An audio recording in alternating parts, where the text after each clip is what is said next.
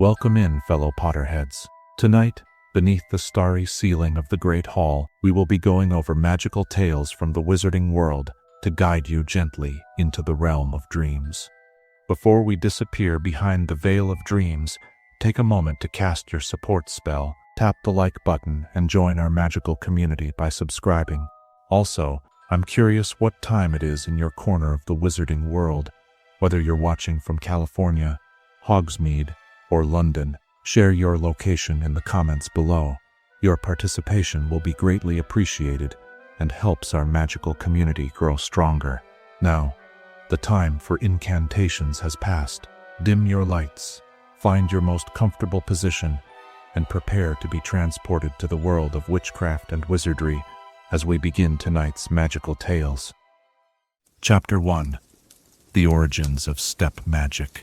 Long before the great wizarding cities rose from stone and mortar, long before the towering spires of magical schools pierced the sky, there existed a different kind of magic altogether. It was a magic born not of walls and foundations, but of endless horizons and whispering grasses.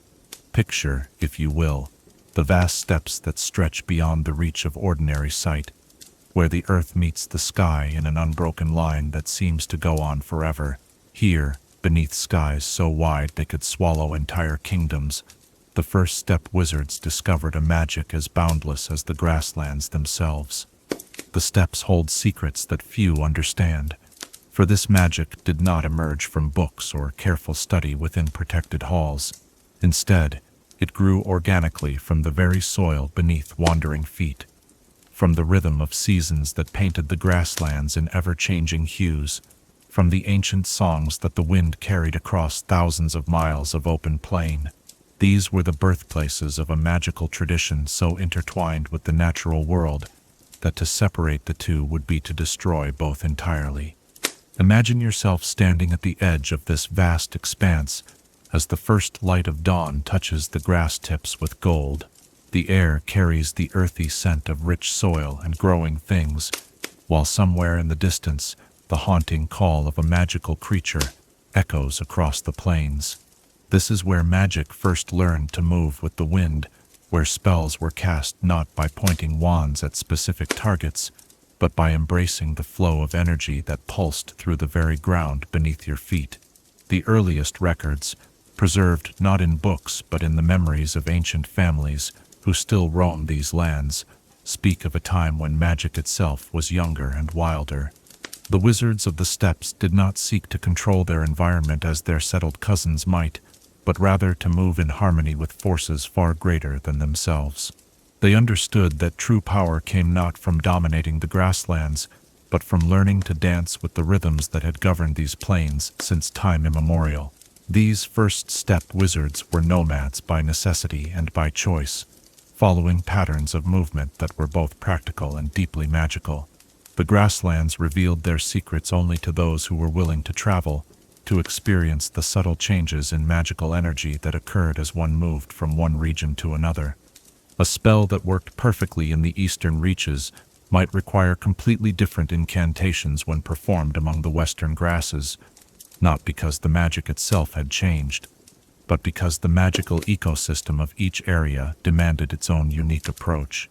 The relationship between wizard and environment on the steppes was unlike anything found in other magical communities, where forest dwellers might draw power from ancient trees, and mountain wizards might channel the strength of stone. The steppe wizards learned to harness something far more ephemeral and yet equally powerful, the energy of movement itself.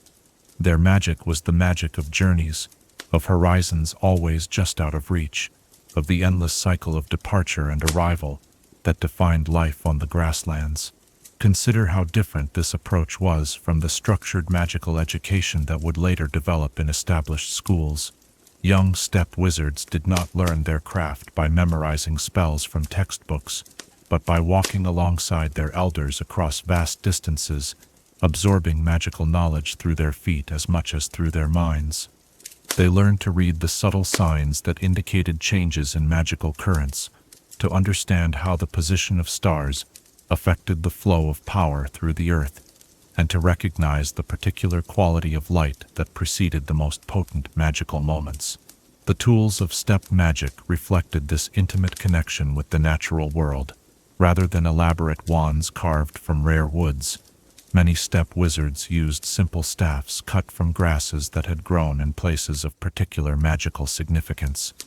These humble implements were often more powerful than their ornate counterparts precisely because they maintained a living connection to the source of their power. Some of the most accomplished steppe wizards required no tools at all, having learned to channel magic directly through their bodies in harmony with their surroundings. The social structure of these early magical communities was necessarily fluid, shaped by the demands of constant movement and the need to adapt to changing conditions. Leadership was often temporary and situational, with different individuals taking charge depending on the challenges facing the group.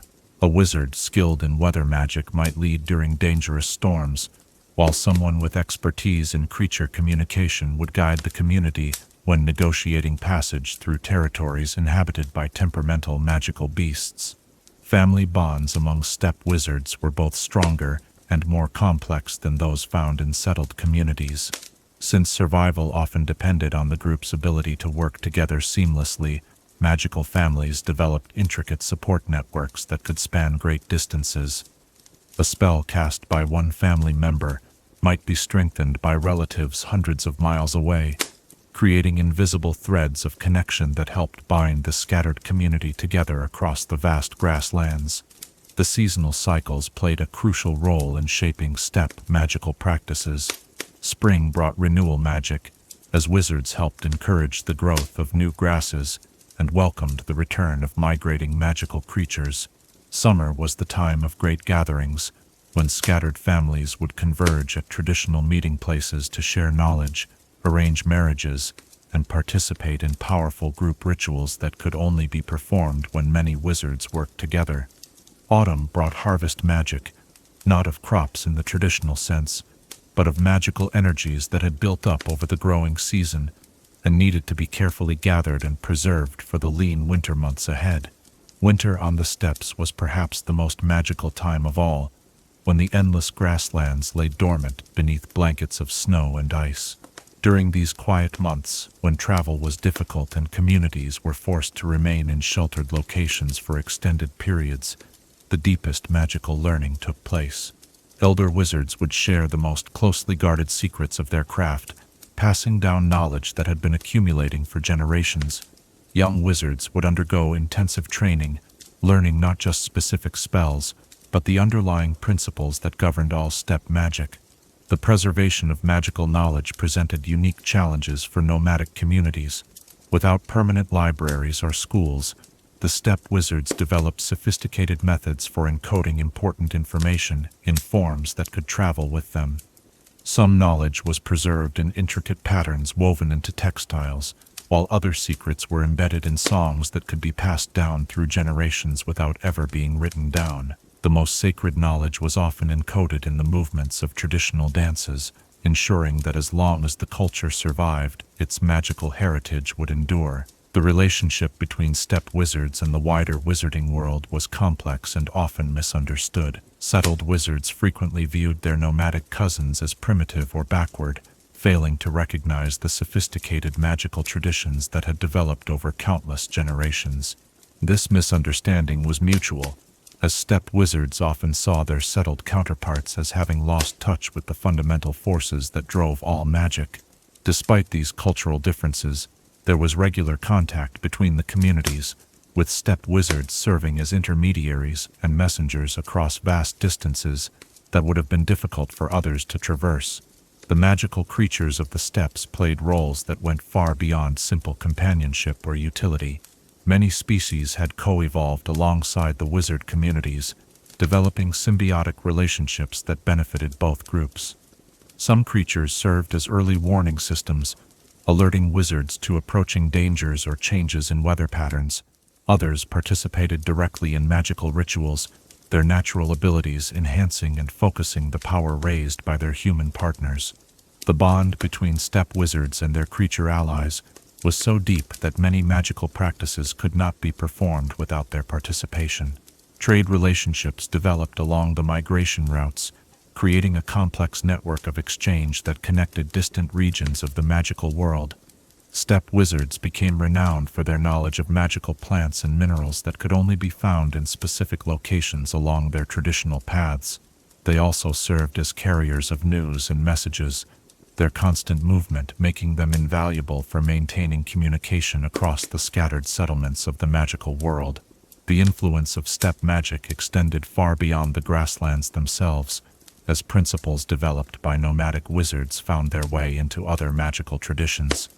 The emphasis on harmony with natural forces, the importance of seasonal timing in magical work, and the understanding of magic as a flowing, dynamic force rather than a static resource, all reflected insights that had originated on the steppes. Even today, many of the most sophisticated magical theories can trace their roots back to observations first made by wizards walking across endless grasslands under star-filled skies. As centuries passed and the magical world became increasingly organized and regulated, the traditional lifestyle of the steppe wizards faced new challenges.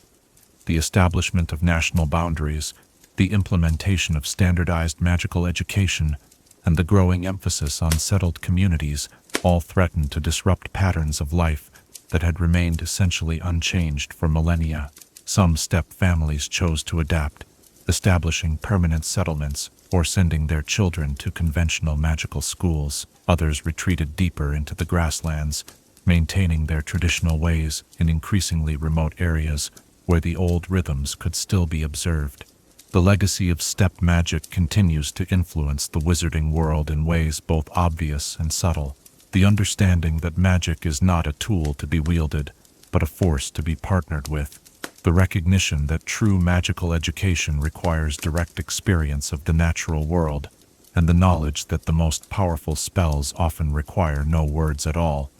These insights all emerged from the grasslands and continue to shape magical practice today. As you consider this ancient tradition, perhaps you might wonder, in our modern world of established institutions and structured learning, what wisdom might we have lost by moving away from the flowing, adaptive approach to magic that once flourished on the endless steppes? Chapter 2. Ancient Wizard Tribes of the Great Plains. In the twilight hours when shadows stretch long across the grasslands, ancient voices seem to whisper through the rustling stems, carrying stories of the great wizard tribes who once ruled these endless plains.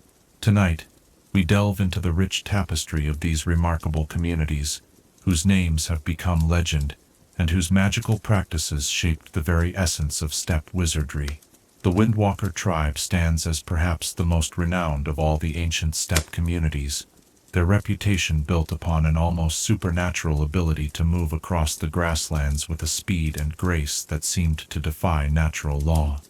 Members of this tribe developed a unique form of magic that allowed them to literally walk upon the wind, their feet barely touching the ground as they traveled vast distances in impossibly short periods of time.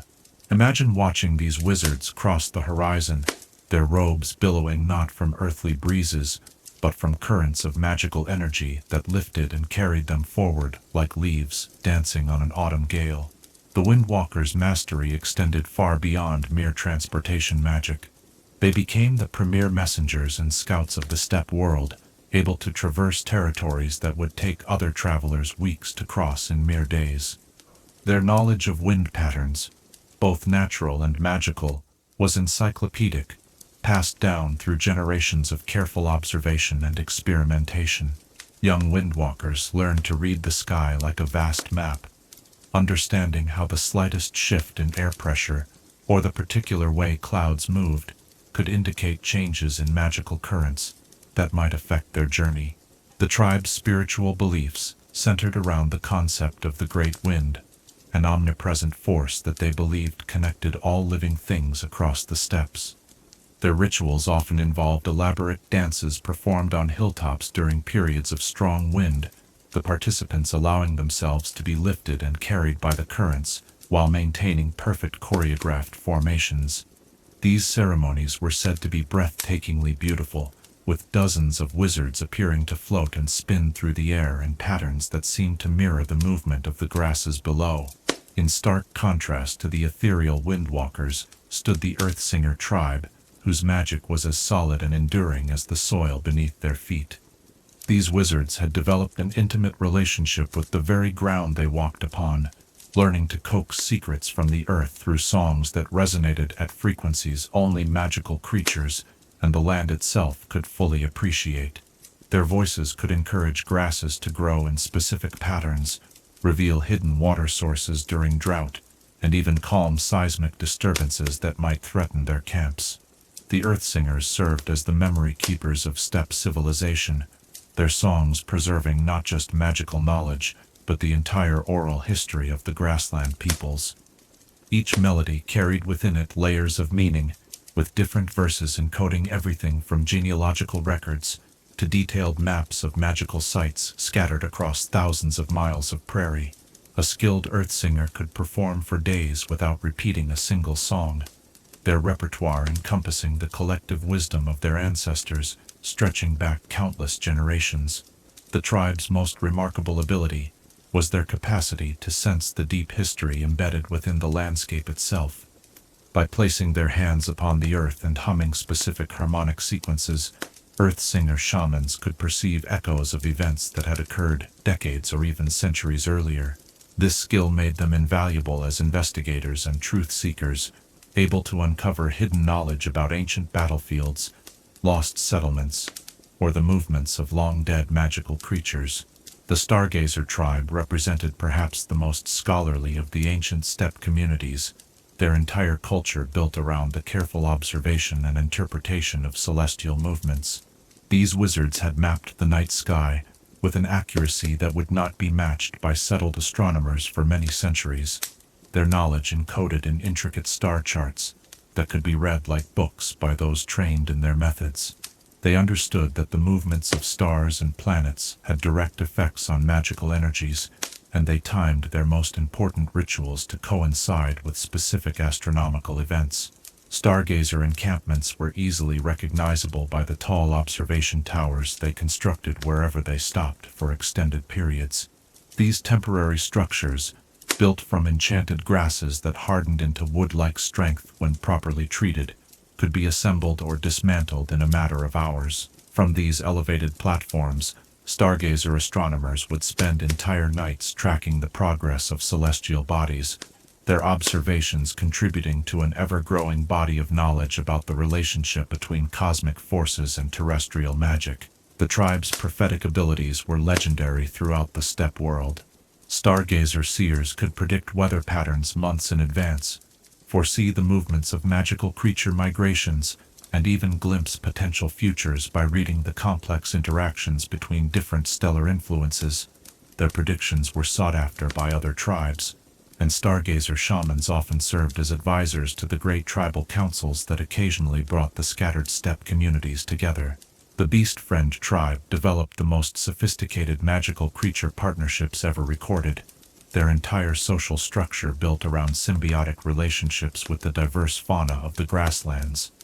Each member of the tribe was paired with a specific creature companion from childhood, the bond between them growing stronger over the years, until wizard and beast could communicate almost telepathically. These partnerships went far beyond simple companionship, evolving into true magical collaborations, where the unique abilities of each species were combined to create entirely new forms of power. Beast Friend camps were marvels of interspecies cooperation, with magical creatures serving not just as companions, but as full participants in tribal life. Giant prairie wolves helped with hunting and provided protection during dangerous journeys. Luminescent butterflies served as messengers, carrying encoded messages in the patterns of their flight. Deep burrowing earth badgers located underground water sources and safe places to shelter during severe storms. The relationship was so complete that many visitors found it difficult to determine where human magic ended and creature ability began. The tribe's greatest contribution to steppe magical knowledge was their development of creature-enhanced spellwork, magical techniques that could only be performed through collaboration between wizard and beast. A Beast Friend shaman working with a wind-riding hawk might achieve feats of weather magic that surpassed even the windwalkers, while partnerships with earth-dwelling creatures could produce geological effects that amazed even the earth singers. These collaborative techniques required years of training and perfect trust between partners, making them impossible for outsiders to replicate. The Dreamwalker tribe occupied a unique position in steppe society. Their magic focused on the exploration of realms that existed parallel to the waking world. These wizards had mastered the art of conscious dreaming, able to enter shared dream spaces where members of the tribe could meet and communicate, regardless of the physical distances that separated them. Their dream journeys also allowed them to explore possible futures, commune with the spirits of ancestors, and gather information about distant events through mystical means. Dreamwalker encampments were often eerily quiet during daylight hours, as many tribe members preferred to sleep during the day and conduct their magical work during the hours of natural darkness. Their tents were specially enchanted to enhance dream experiences, with intricate patterns woven into the fabric that helped focus and direct subconscious energies. Visitors to Dreamwalker camps often reported unusually vivid and meaningful dreams during their stays, as if the very air around these wizards had been infused with the power of the dream realm. The tribe served as counselors and healers throughout the steppe world, their ability to enter the dreams of others, allowing them to address psychological wounds and spiritual ailments that conventional magic could not touch. A Dreamwalker shaman might spend weeks working with a patient in the dream realm, helping them confront fears, resolve internal conflicts, or recover memories that had been lost to trauma. These healing sessions were often more effective than any potion or spell, addressing the root causes of ailments rather than merely treating their symptoms. The Flamekeeper tribe maintained one of the most sacred traditions of the steppe world, the eternal fire that had burned continuously for over 1,000 years. This magical flame, carefully tended and transported from camp to camp as the tribe moved across the Grasslands, was said to contain within it the collected memories and experiences of every wizard who had ever contributed fuel to its burning. The fire served not just as a source of light and warmth, but as a living library of magical knowledge that could be consulted by those trained in its mysteries. Flamekeeper magic was uniquely tied to concepts of memory and continuity, their spells designed to preserve and protect rather than to change or destroy. They served as the guardians of ancient treaties and agreements between tribes, their fire-enhanced memory spells, ensuring that important accords would never be forgotten or misremembered. When disputes arose between different communities, Flamekeeper arbitrators could literally recall the exact words and circumstances of relevant agreements, their flame-touched memories serving as infallible witnesses to past events. The tribe's most impressive ability was their capacity to share memories directly through the medium of fire. By staring into flames that had been specially prepared with magical herbs and incantations, individuals could experience the memories of others as if they were their own, creating a form of collective consciousness that linked all Flamekeeper tribal members across generations. This shared memory pool made the tribe incredibly wise and knowledgeable, as each member had access to the accumulated experiences of their entire lineage. The interactions between these diverse tribes created a rich tapestry of cultural exchange and magical innovation. Annual gatherings brought representatives from all the major tribes together, creating opportunities for knowledge sharing, collaborative magical experiments, and the negotiation of territorial agreements. These meetings were often accompanied by grand displays of tribal magic, with each group demonstrating their unique abilities in friendly competition that pushed the boundaries of what was considered possible. Marriage alliances between tribes were common and served to strengthen bonds between communities while creating opportunities for magical hybridization. Children born of such unions often inherited abilities from both parental traditions, leading to entirely new forms of steppe magic that combined techniques from different tribal specializations. Some of the most powerful and innovative wizards in steppe history emerged from these intertribal bloodlines. Despite their different specializations and cultural practices, all the ancient steppe tribes shared certain fundamental beliefs about the nature of magic and its proper use. They universally emphasized harmony with natural forces rather than domination over them. understanding that the grasslands were vast enough to support many different approaches to magical practice. They also shared a deep respect for the wisdom of their ancestors and the importance of passing knowledge down through generations intact. The legacy of these ancient tribes continues to influence steppe magical practices to this day. Even as the old clan-based social structures have largely given way to more modern forms of organization, many contemporary steppe wizards can trace their magical lineages back to one or more of the great tribes, carrying forward techniques and traditions that have been refined over countless generations. The fundamental understanding that magic is best practiced in harmony with the natural world, rather than in opposition to it, remains a core principle of steppe wizardry that was first established by these remarkable ancient communities. As the night deepens and stars begin to emerge in the vast sky above the grasslands, one cannot help but wonder what forgotten knowledge and lost techniques might still be hidden in the memories of the wind, waiting for the right combination of wisdom and reverence to bring them back into the light. Chapter 3. The Seasonal Migration Patterns.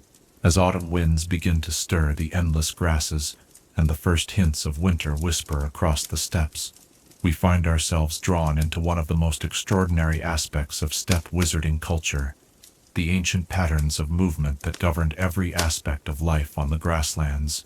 These were not random wanderings, but carefully orchestrated journeys that followed invisible pathways of power, woven deep into the very fabric of the magical world. The concept of migration among steppe wizards transcended simple seasonal movement from one grazing area to another. These communities had discovered that magical energy itself flowed across the landscape in predictable patterns, creating currents of power that strengthened and weakened according to cosmic cycles far grander than the simple turning of earthly seasons.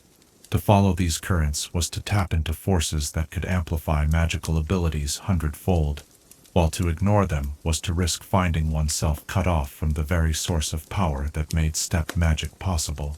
Picture the great migrations as rivers of humanity and magical creatures flowing across a landscape so vast that individual caravans might travel for weeks without encountering another soul.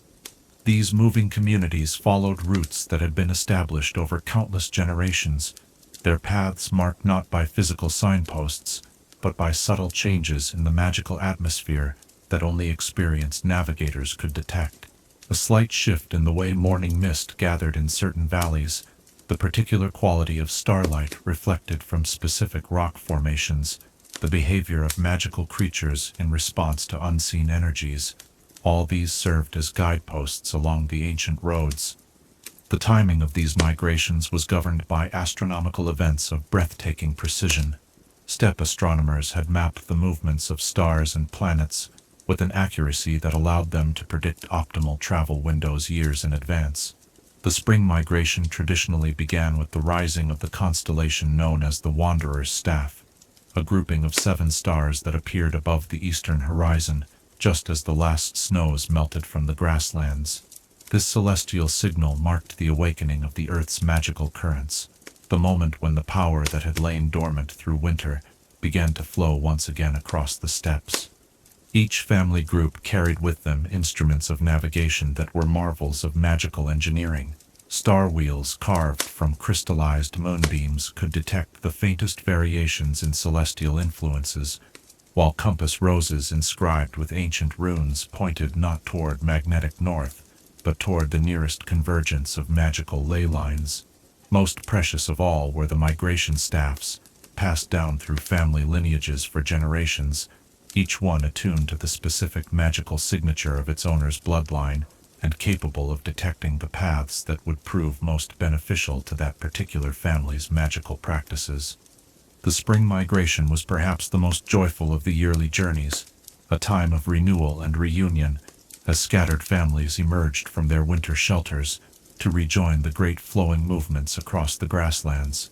The air itself seemed to sparkle with possibility during these early weeks of travel, as magical energies that had been building through the dark months finally found release in the renewed activity of the steppe communities. Young wizards born during the winter experienced their first taste of true steppe magic during these spring journeys, their infant abilities suddenly blossoming as they encountered the full power of the awakened landscape. The routes followed during spring migration led the tribes toward the ancient sites known as the Awakening Grounds, vast circular areas where the concentration of magical energy was so intense that the very air shimmered with visible power.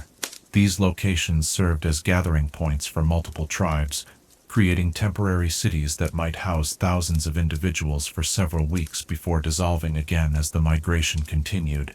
The Awakening Grounds were places of intense magical activity, where powerful rituals could be performed that required the combined efforts of many different family groups working in harmony. Summer migrations followed entirely different patterns, as the focus shifted from renewal to expansion and exploration.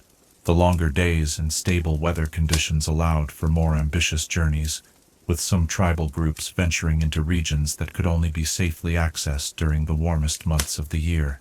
These summer routes often led to remote mountain valleys, where rare magical plants bloomed only during the brief growing season, or to hidden lakes whose waters possessed healing properties that were strongest when the sun reached its zenith. The pace of summer travel was more leisurely than the urgent rush of spring migration, allowing time for extensive magical research and experimentation. Young wizards underwent intensive training during these months, their education enhanced by direct exposure to a wide variety of magical environments. The diversity of landscapes encountered during summer journeys provided teaching opportunities that could never be replicated in any permanent school, each new location offering unique challenges and learning experiences. Summer was also the season of the Great Gathering, when representatives from tribes scattered across thousands of miles of territory would converge at the most sacred of all steppe locations, the heart of the Grasslands. This mystical site, located at the exact center of the Great Plains, was said to be the point where all the magical currents of the steppes converged, creating a nexus of power so intense that it could only be safely approached by the most skilled and experienced wizards. The Great Gathering occurred only once every 7 years, making it one of the most significant events in steppe magical culture. As summer began to wane, and the first hints of autumn appeared in the changing light, the migration patterns shifted once again. The autumn journeys were perhaps the most crucial of all the yearly movements, as this was the time when the steppe communities gathered the magical resources that would sustain them through the long winter months. Autumn routes led to locations where magical energies were naturally concentrated and could be harvested, stored, and preserved for later use. The process of magical harvesting was complex and required perfect timing. Certain types of energy could only be collected during specific weather conditions, while others were strongest during particular phases of the moon. Experienced harvest masters spent years learning to recognize the subtle signs that indicated when magical forces were at their peak concentration, developing an almost supernatural sensitivity to the ebb and flow of power across the landscape. Autumn was also the season of memory-making, when the elders of each tribe shared their most precious knowledge with the younger generations. The long evenings around the campfires became classrooms, where ancient wisdom was passed down through stories, songs, and demonstrations of traditional magical techniques. These teaching sessions were often enhanced by the presence of ancestral spirits, who were said to be more easily contacted during the autumn months, when the veil between worlds grew thin. Winter migration patterns were the most demanding and dangerous of all the seasonal journeys. As temperatures dropped and storms became more frequent, the steppe communities were forced to seek shelter in locations that could provide both physical protection and access to the magical resources necessary for survival during the harsh months ahead. These winter sanctuaries were carefully guarded secrets, their locations known only to the most trusted members of each tribal group. The winter routes often led through landscapes that were transformed beyond recognition by snow and ice, requiring navigation skills that bordered on the supernatural. Traditional landmarks disappeared beneath white blankets, and the usual signs of magical currents became muted and difficult to detect. Winter navigators relied heavily on their ability to sense the deep, slow-moving energies that flowed far beneath the frozen surface, following currents of power that remained constant even when everything above ground had changed. Some of the most powerful magic of the entire year was performed during the winter migrations, as the enforced intimacy of small groups traveling together in harsh conditions created opportunities for collaborative spellwork that required absolute trust and perfect coordination.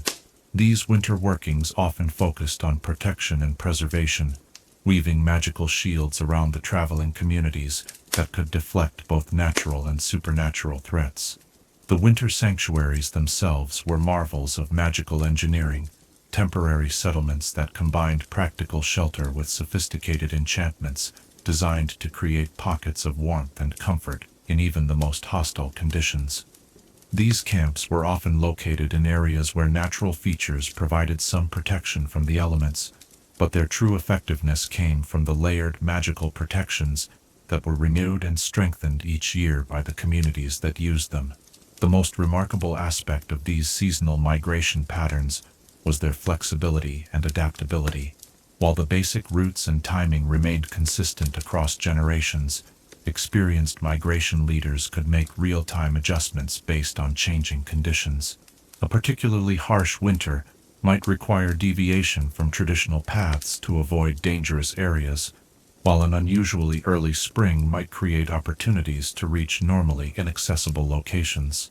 This adaptability was built into the very heart of steppe magical culture, reflecting the fundamental understanding that survival on the grasslands required the ability to flow with natural forces rather than fight against them. The social aspects of migration were as important as the magical ones, with the long journeys serving to strengthen bonds between family members and tribal groups. Shared hardships and triumphs created connections that lasted lifetimes, while the constant exposure to new environments and challenges fostered the kind of resilience and adaptability that characterized steppe wizarding culture. Children born into this lifestyle developed an almost instinctive understanding of natural rhythms and cycles, their magical abilities shaped by constant movement and change. The economic implications of the migration patterns were also significant, as the regular movement of steppe communities created trade opportunities that connected distant regions of the magical world. Goods and ideas traveled along the migration routes, creating networks of exchange that spanned continents. Steppe wizards became renowned as traders and merchants. Their knowledge of multiple regions and their ability to travel vast distances making them invaluable intermediaries in the magical economy. The decline of traditional migration patterns in more recent centuries has been one of the most significant changes in steppe magical culture. As national boundaries became more rigid and magical communities became increasingly settled, the ancient routes became difficult or impossible to follow. Some steppe families adapted by establishing permanent settlements along traditional migration paths, while others retreated to increasingly remote areas where the old ways could still be practiced without interference. Despite these challenges, the influence of migration patterns continues to shape steppe magical practice in subtle but important ways. The understanding that magical power is not static, but constantly flowing and changing, the recognition that optimal spellcasting often requires careful timing and positioning, and the knowledge that the greatest magical achievements often require collaboration and coordination across vast distances. All these insights emerged from the ancient practice of seasonal migration and continue to inform magical theory and practice today. Modern steppe wizards who have maintained some connection to their migratory heritage often speak of feeling most alive and magically powerful when they are traveling, as if movement itself awakens something deep in their magical nature. This connection to the ancient patterns runs so deep that even those who have adopted settled lifestyles often experience restlessness and magical difficulties during the traditional migration seasons, their bodies and spirits still attuned to rhythms established over countless generations. As we contemplate these ancient patterns of movement under the star-filled sky of the steppes, we might ask ourselves, in our modern world of fixed addresses and predictable routines, what essential wisdom about the flowing, dynamic nature of magic itself might we be missing by staying in one place? Chapter 4. Magical Creatures of the Grasslands. In the gentle hush of evening when the grasslands settle into their nightly rhythm, We turn our attention to the remarkable beings who share these vast spaces with wizard and witch alike. The steppes teem with magical life in forms both wondrous and unexpected, creatures whose existence has shaped the very essence of steppe wizarding culture, and whose partnerships with human magic workers represent some of the most extraordinary relationships in the entire magical world. The Wind Whisper horses stand as perhaps the most iconic of all grassland magical creatures, their ethereal beauty and supernatural abilities making them the stuff of legend throughout the wizarding world. These magnificent beings appear at first glance to be ordinary horses, albeit ones of exceptional size and grace, but closer observation reveals their truly magical nature. Their coats shimmer with an inner light that shifts and changes like aurora across a northern sky, while their manes and tails seem to move even in perfectly still air, stirred by breezes that exist only in the magical realm. Wind Whisper horses possess the remarkable ability to gallop across the grasslands at speeds that seem to bend the very laws of physics. When running at full gallop, they appear to barely touch the ground, their hooves striking the earth with a sound like distant thunder that can be heard for miles across the open plains. Most remarkably, they can carry riders at these supernatural speeds without any of the discomfort or danger that would normally accompany such rapid movement.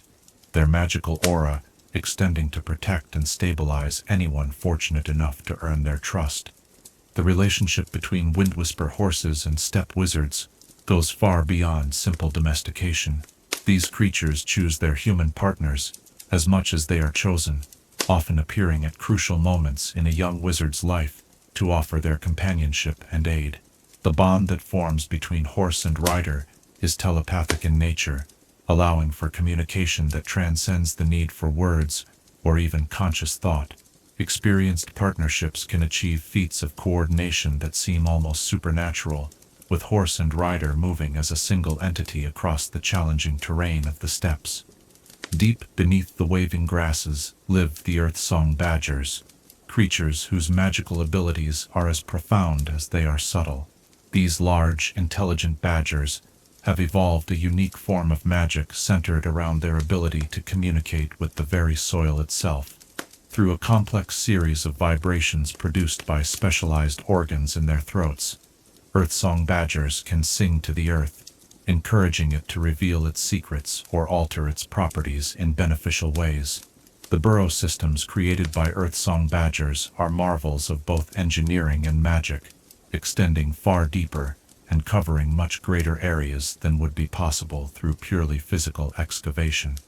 These underground networks serve not only as homes for the badgers themselves, but as crucial resources for the wizard communities who have learned to work in partnership with them. The burrows provide safe shelter during severe storms, access to underground water sources during drought, and storage areas where magical supplies can be kept at stable temperatures throughout the changing seasons. Earth-song badgers possess an almost supernatural ability to locate underground resources, from water and minerals to the roots of rare magical plants. Steppe wizards who have earned the trust of these creatures often find their lives dramatically improved by access to resources that would otherwise remain hidden beneath the surface. In return, the wizards provide protection for the badger colonies and share knowledge about surface conditions that help the badgers plan their own activities more effectively. Soaring high above the grasslands, the stormcaller eagles represent perhaps the most dramatic and awe-inspiring of the steppe's magical fauna. These massive birds, with wingspans that can exceed 20 feet, possess the remarkable ability to influence weather patterns across vast areas of the plains. Through aerial dances of incredible complexity and beauty, stormcaller eagles can summon clouds, direct the flow of wind currents, and even trigger precipitation when conditions are favorable. The sight of a stormcaller eagle in full display is one that no observer ever forgets. The great bird climbs to extraordinary heights before beginning a series of intricate aerial maneuvers, its powerful wings creating pressure waves that ripple through the atmosphere in visible patterns. As the dance progresses, clouds begin to gather as if drawn by an invisible force, while winds shift and strengthen in response to the eagle's movements. The culmination of the display often brings much-needed rain to parched grasslands or clears dangerous storm systems that might threaten ground-dwelling creatures. Steppe wizards have long sought to learn from storm-caller eagles, studying their techniques to improve their own weather magic. The most skilled weather workers among the steppe tribes often form partnerships with these magnificent birds, their human magic combining with the eagle's natural abilities to achieve meteorological effects that neither could accomplish alone. These collaborations require years of training and absolute mutual trust, as the forces involved are powerful enough to be dangerous if not properly controlled. Among the more unusual inhabitants of the grasslands are the moonblossom rabbits, creatures whose magical abilities are tied directly to the lunar cycle. During the day, these rabbits appear to be perfectly ordinary, if unusually large, examples of their species, but as the moon rises, their true nature becomes apparent. Their fur begins to glow with a soft, silvery light that intensifies as the night progresses, reaching peak brilliance during the full moon when they become living beacons visible for miles across the dark grasslands.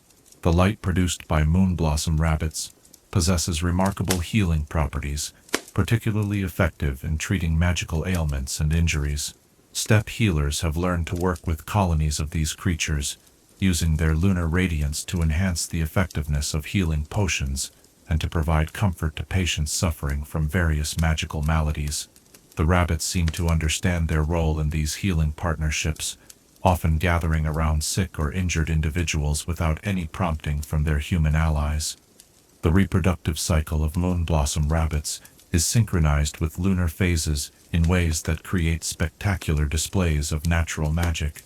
During certain astronomical alignments, entire colonies will gather in open areas to perform courtship dances that transform the nighttime grasslands into glittering wonderlands of moving light. These events are considered deeply sacred by steppe wizards, who believe that witnessing such displays brings good fortune and enhanced magical abilities.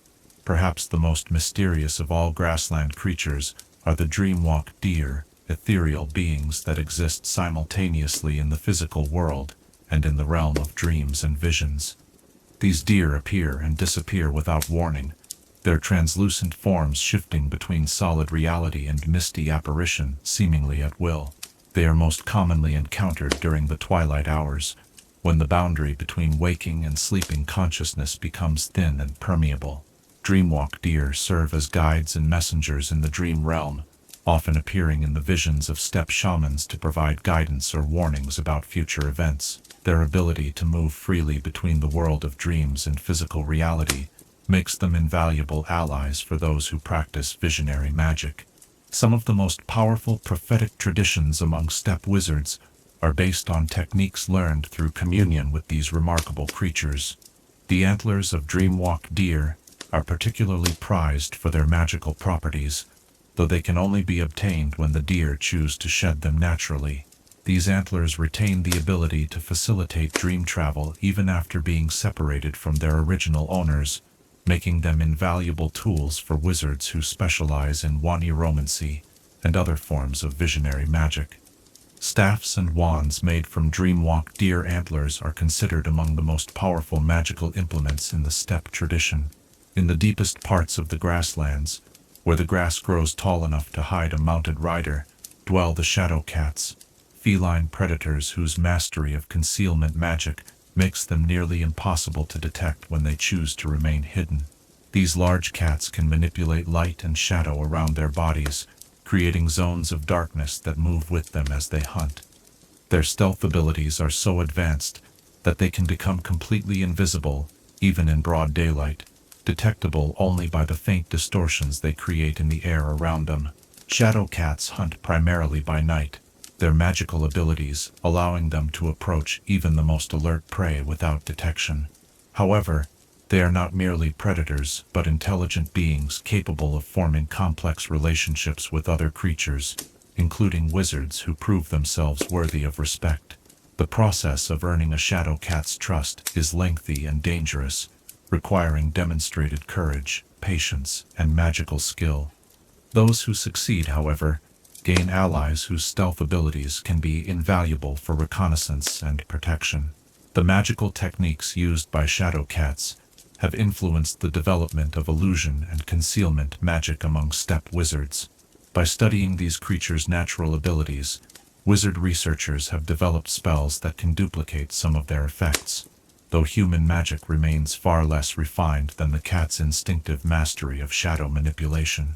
The most skilled practitioners can achieve near invisibility for brief periods, but maintaining such concealment requires constant concentration and considerable magical energy. Living in the seasonal pools and streams that dot the grasslands are the singing frogs, amphibians whose vocalizations create complex harmonies that have profound effects on magical energy flows. Each species of singing frog produces sounds at specific frequencies that resonate with different aspects of magical force, and their combined choruses can enhance or diminish spell effectiveness across wide areas. Steppe wizards have learned to time their most important magical workings to coincide with optimal frog songs, understanding that the right acoustic conditions can mean the difference between success and failure for complex spells. The songs of different frog species serve various magical purposes. Some produce frequencies that promote healing and regeneration, while others create conditions favorable for divination or communication magic. The most sought after are the harmony frogs, whose combined songs can create acoustic environments that enhance collaborative magic between multiple wizards. Large gatherings of steppe magic workers often seek out areas where harmony frog populations are particularly dense, using the enhanced magical resonance to perform group workings that would be impossible under normal conditions. The seasonal migrations of singing frogs create constantly changing acoustic landscapes across the grasslands, with different areas experiencing varying magical conditions throughout the year. Experienced steppe wizards learn to read these acoustic patterns, like others might read weather maps, planning their activities to take advantage of optimal sound conditions. Some of the most important magical sites on the steppes are locations where multiple frog species converge during specific seasons, creating acoustic environments of extraordinary power and complexity. Flying among the tall grasses are the shimmer butterflies, insects whose wings reflect and refract magical energy in ways that create stunning visual displays while serving important ecological functions. These large butterflies appear to be made of living crystal, their wings catching and amplifying ambient magical radiation to create patterns of light that can be seen from great distances. During their massive seasonal migrations, clouds of shimmer butterflies can create aurora-like displays that illuminate the grasslands with shifting curtains of multicolored light. The shimmer butterflies serve as pollinators for many of the most important magical plants of the steppes, their crystalline wings perfectly adapted to carry and distribute the specialized magical pollens that these plants require for reproduction. Without the butterflies' migration patterns, many key species of healing herbs and potion ingredients would be unable to maintain their populations across the vast grasslands. This ecological relationship has led steppe herbalists to time their plant-gathering activities around butterfly migrations, understanding that the most potent specimens are often found in areas recently visited by large butterfly populations. The wings of shimmer butterflies that have completed their natural life cycles are highly prized for their optical magical properties. When properly prepared, these wing fragments can be used to create magical lenses and mirrors that reveal hidden magical auras or allow observation of distant events. The traditional scrying mirrors of steppe diviners often incorporate butterfly wing elements, their crystalline structure providing clarity and precision that cannot be achieved with conventional materials. Conservation efforts among steppe wizard communities have always centered around maintaining the delicate balance between human magical practices and the needs of the grassland creatures. Unlike many other magical societies that view creatures primarily as resources to be exploited, steppe culture emphasizes partnership and mutual benefit. This philosophy has resulted in remarkably stable populations of magical fauna, even as similar creatures in other regions have faced decline or extinction due to over-harvesting and habitat destruction. The seasonal gatherings of steppe wizard tribes often include ceremonies specifically dedicated to honoring and renewing partnerships with local creature communities. These rituals serve both spiritual and practical purposes, reinforcing the cultural values that maintain ecological balance, while also providing opportunities for young wizards to establish their own creature partnerships. The exchange of gifts and promises during these ceremonies creates formal bonds that are recognized throughout steppe society. Modern steppe wizard communities continue to maintain these traditional relationships, even as changing political and environmental conditions create new challenges for creature conservation. Protected areas have been established in the most critical habitats, while breeding programs help maintain genetic diversity in populations that have been isolated by human development. The accumulated knowledge of thousands of years of creature partnership continues to inform conservation efforts, providing insights that purely scientific approaches might miss. As the night settles over the grasslands, and the various magical creatures begin their nocturnal activities, filling the air with their unique sounds and emanations, one cannot help but wonder what new partnerships between wizard and creature might yet be discovered in the vast, largely unexplored regions of the steppes, and what magical innovations might emerge from such collaborations. Chapter 5. Wind Magic and Weather Working. The evening breeze carries with it the ancient secrets of the steppes, whispering tales of wizards who learned to dance with the very air itself, and bend the forces of weather to their will. Tonight, we explore the profound art of wind magic and weather working, magical disciplines that developed in the vast openness of the grasslands, where sky meets earth in an endless embrace, and where understanding the moods of atmosphere became a matter of survival and mastery. Wind magic among the steppe wizards began not as a formal discipline, but as an intuitive response to the environment that surrounded them every moment of their lives. In a landscape where shelter was temporary, and the sky dominated everything, learning to work with atmospheric forces became as natural as breathing. The earliest practitioners discovered that the winds carried more than just air and moisture. They transported currents of magical energy that could be tapped, directed, and shaped by those who understood their nature. The fundamental principle underlying all steppe wind magic is the concept of cooperation rather than domination. Unlike other magical traditions that sought to impose human will upon natural forces, steppe weather workers learned to become partners with the wind, reading its moods and intentions before attempting to influence its behavior. This approach required developing an almost supernatural sensitivity to atmospheric conditions, understanding that successful weather magic began with perfect awareness of what the sky was already trying to accomplish. Apprentice weather workers spent years learning to feel the subtle variations in air pressure, humidity, and temperature that preceded different weather patterns. They trained their bodies to become living barometers, capable of detecting changes in atmospheric conditions long before any conventional instruments could register them. This training involved meditation practices performed in all types of weather, from the gentle warmth of summer afternoons to the howling fury of winter blizzards, gradually building the sensitivity needed to perceive the deeper currents that drove all atmospheric phenomena. The basic techniques of wind magic centered around what steppe practitioners called breath work, specialized breathing patterns that allowed wizards to align their internal energy with the atmospheric forces around them. By synchronizing their breathing with wind patterns, practitioners could gradually merge their personal magical aura with the larger energy systems that governed weather formation. Advanced practitioners could maintain this connection for hours at a time, effectively becoming part of the atmospheric system they were working to influence. The most fundamental wind magic involved the summoning and directing of breezes for practical purposes. Novice weather workers learned to call gentle winds to cool overheated camps during summer heat, to disperse insects that plagued livestock, or to carry messages across vast distances by providing lift for specially trained messenger birds.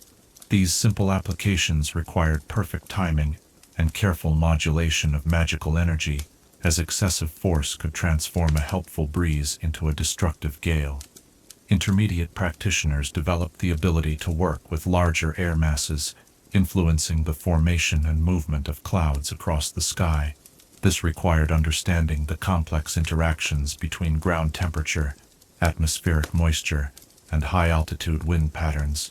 Weather workers would position themselves at carefully chosen locations where natural conditions were already favorable for cloud formation, then use their magic to enhance and direct these processes, rather than attempting to create clouds from clear sky through pure magical force. The creation of rain was considered one of the most valuable applications of weather magic, particularly during the dry seasons when water sources became scarce across the steppes. Successful rain calling required weeks of preparation, as weather workers had to track approaching weather systems from hundreds of miles away, positioning themselves and their communities to take advantage of optimal atmospheric conditions. The actual rain-calling ceremony involved groups of weather workers coordinating their efforts across vast distances, their combined influence capable of directing moisture-bearing clouds toward areas where rain was most desperately needed. The more advanced techniques of weather working could influence entire regional weather patterns, but such magic came with significant risks and responsibilities. Master weather workers understood that atmospheric systems were interconnected across continental scales, and that changes made in one region could have unexpected consequences hundreds of miles away. The ethical codes governing weather magic were extremely strict, requiring practitioners to consider the needs of all communities within a vast area before attempting any major atmospheric manipulation. Storm magic represented the most dramatic and dangerous aspect of weather working, requiring not only exceptional skill but extraordinary courage. Master storm workers could influence the formation of thunderstorms, directing their paths and moderating their intensity to minimize damage while preserving their beneficial effects. The most skilled practitioners could even work within active storms, riding the winds at dangerous altitudes while using their magic to dissipate dangerous downdrafts or redirect lightning strikes away from vulnerable targets on the ground. The techniques for working with lightning were perhaps the most closely guarded secrets of the weather working tradition. Lightning magic required understanding the electrical charges that built up within storm systems, learning to sense the potential differences that preceded lightning formation. Master practitioners could attract lightning strikes to specific locations, storing the captured electrical energy in specially prepared crystals that could later be used to power various magical applications. The process was extremely dangerous, as a single miscalculation could result in the weather worker being struck by the very forces they sought to control. Winter weather magic posed unique challenges that required completely different approaches from summer techniques. The formation of snow and ice involved working with water in its crystalline state, understanding how magical energy could influence the formation of different crystal structures to create specific types of precipitation. Blizzard management was crucial for survival during harsh winter conditions, with weather workers using their skills to create protective barriers of calm air around traveling communities or to guide storms away from vulnerable camps. The tools used in weather magic reflected the steppe emphasis on portability and harmony with natural forces. Traditional weather working implements were typically lightweight and made from materials that retained strong connections to atmospheric phenomena.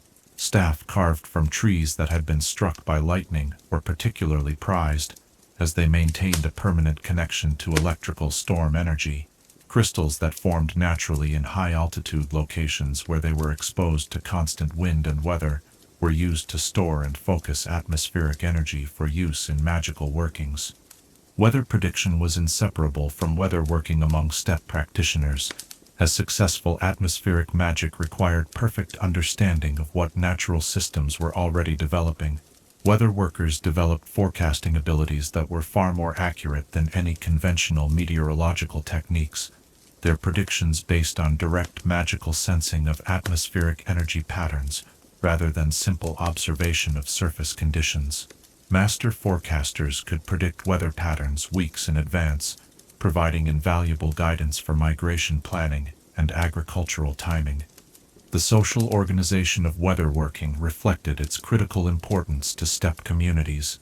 Weather workers held positions of great respect and responsibility, their decisions affecting the welfare of entire tribal groups. The training of new weather workers was taken extremely seriously, with apprenticeships lasting many years and involving extensive testing under actual field conditions. Only those who demonstrated both exceptional magical ability and strong ethical character were permitted to advance to the levels where their magic could affect large-scale weather patterns. Collaborative weather working represented some of the most impressive magical achievements in steppe history. During times of severe drought or dangerous storm activity, weather workers from multiple tribes would coordinate their efforts across hundreds of miles of territory. These collaborative workings required sophisticated communication networks and precise timing, with participants using various magical techniques to synchronize their efforts, despite being separated by vast distances. The results of such cooperation could alter weather patterns across entire regions, bringing relief from natural disasters that might otherwise have caused widespread suffering. The relationship between weather magic and the seasonal migration patterns was fundamental to steppe culture. Weather workers served as advanced scouts for migrating communities, using their forecasting abilities to identify optimal travel routes and timing. Their magic could create favorable conditions for travel, clearing fog that might obscure dangerous terrain or moderating extreme temperatures that could threaten livestock and vulnerable community members. The success of migrations often depended entirely on the skills of the weather workers who guided them. Ritual aspects of weather magic were deeply integrated with steppe spiritual traditions, reflecting the understanding that atmospheric forces were not merely physical phenomena, but expressions of profound natural intelligence. Weather working ceremonies often involved entire communities, with participants contributing their energy to amplify the effects achieved by trained practitioners.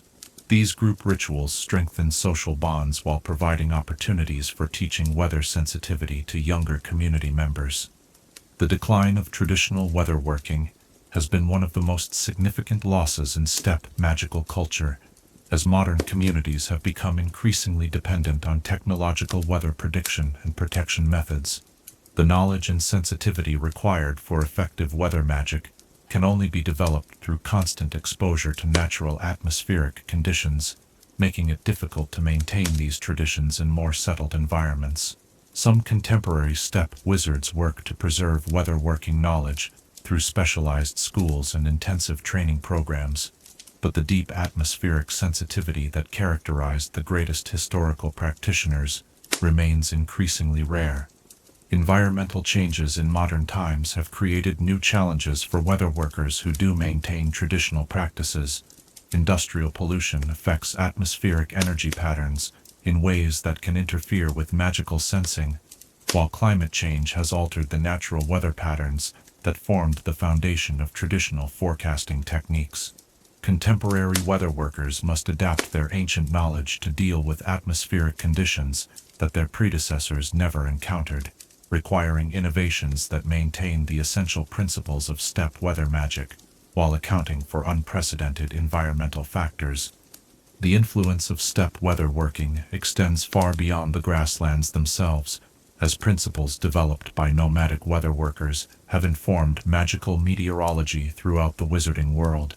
The understanding that successful weather magic requires cooperation with natural systems rather than domination over them has become a fundamental principle in magical atmospheric studies. Many of the safety protocols used in modern weather magic were originally developed by steppe practitioners who understood the potentially catastrophic consequences of careless atmospheric manipulation. Research into weather magic continues in contemporary magical institutions, with scholars working to understand the theoretical foundations that allowed steppe weather workers to achieve such remarkable results with seemingly simple techniques. Modern magical theory has confirmed many of the principles that steppe practitioners developed through empirical observation, validating their understanding of atmospheric energy systems and the complex interactions between magical and meteorological phenomena. The preservation of weather working knowledge has become a priority for organizations dedicated to maintaining magical cultural heritage. Documentation projects work to record the memories of elderly weather workers who learned traditional techniques before they began to disappear. while training programs attempt to pass these skills on to new generations of practitioners. These efforts face the challenge of maintaining the authenticity of traditional techniques while adapting them to contemporary conditions and needs.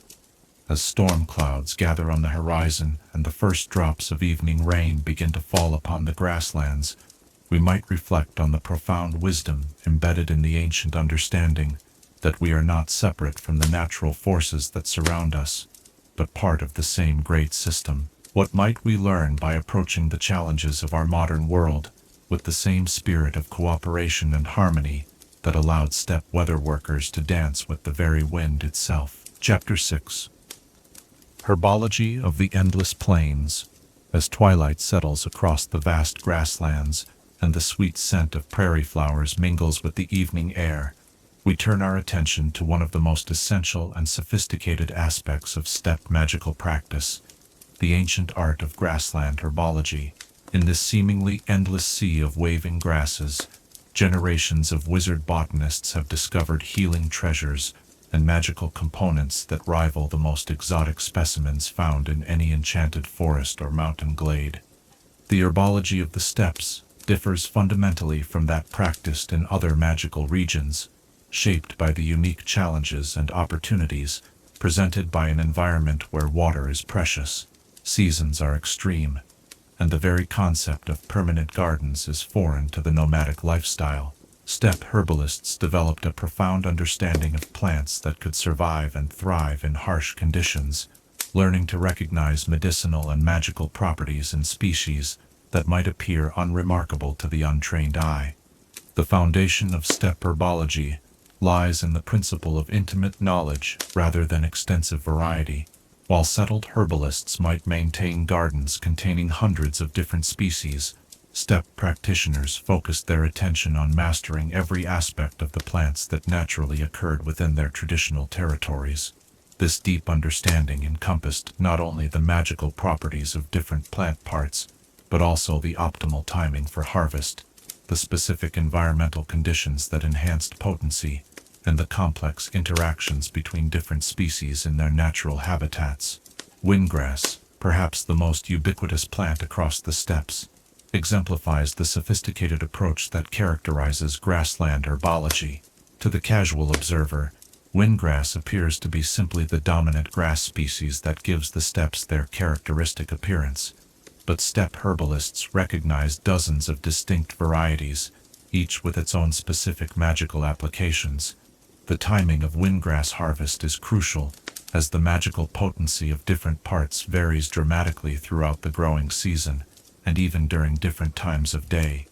Spring windgrass, harvested during the first weeks after emergence, possesses properties that enhance communication magic and facilitate long-distance messaging spells.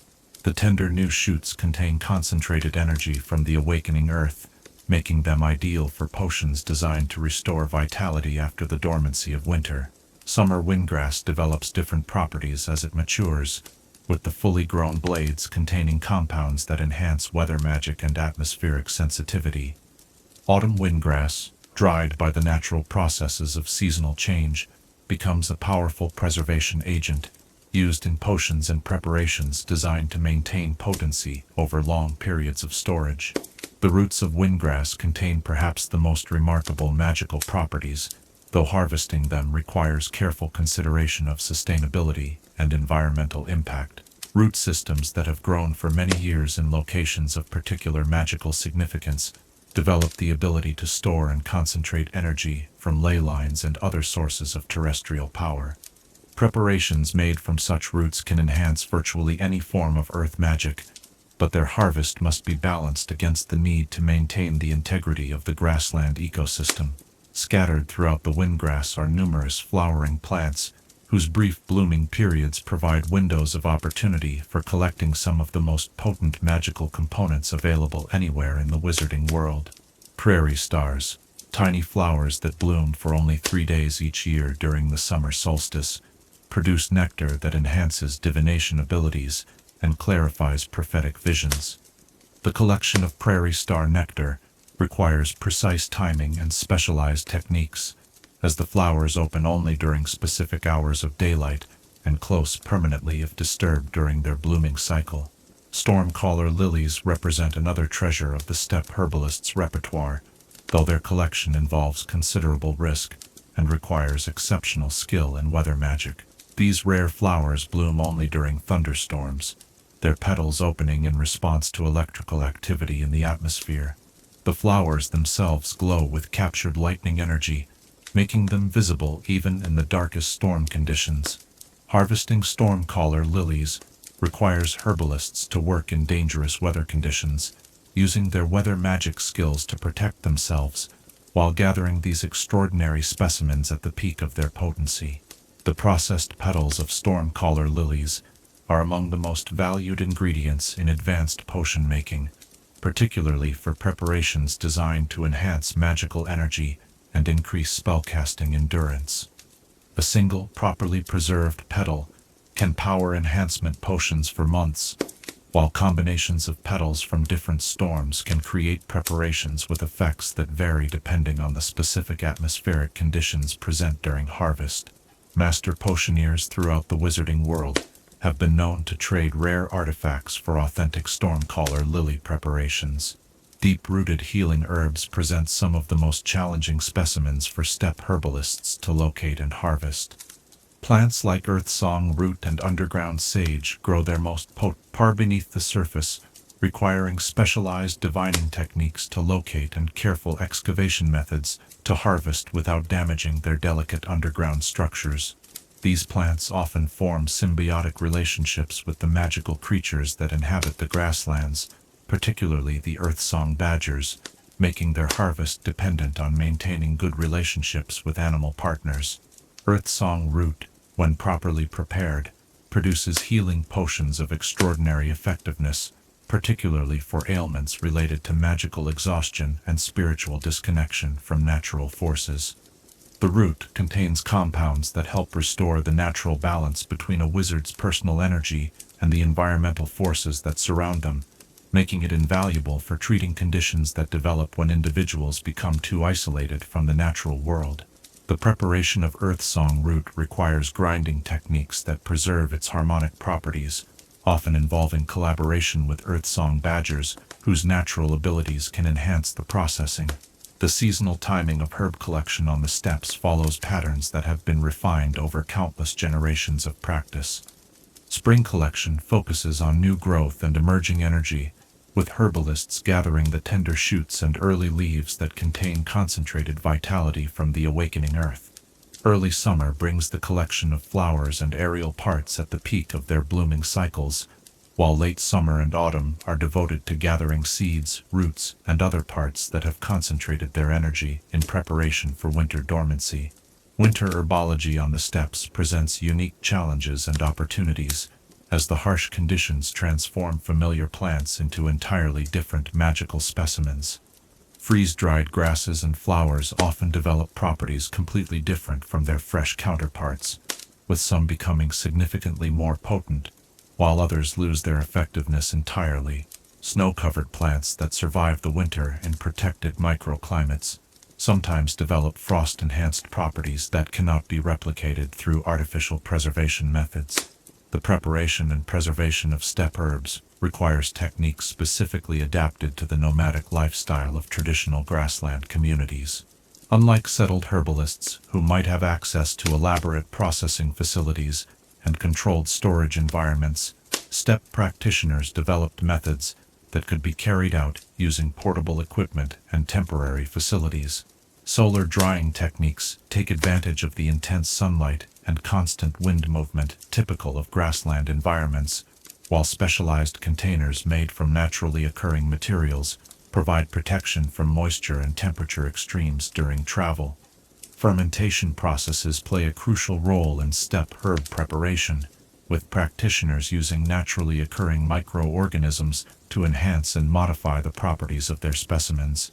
Underground fermentation chambers, dug at temporary campsites and abandoned when communities moved on, provided controlled environments where complex biochemical processes could transform raw plant materials into highly potent magical preparations. The knowledge of optimal fermentation conditions for different species represents some of the most closely guarded secrets of steppe herbology. The trading of processed herbs and magical plant preparations formed an important part of the steppe economy, with specialist herbalist families developing reputations that extended throughout the magical world. Steppe-prepared herbs commanded premium prices in settled markets, not only because of their inherent quality, but because of the specialized knowledge and techniques involved in their collection and processing. Trade relationships developed between steppe herbalists and potioneers in distant cities, creating networks of exchange that persisted for generations.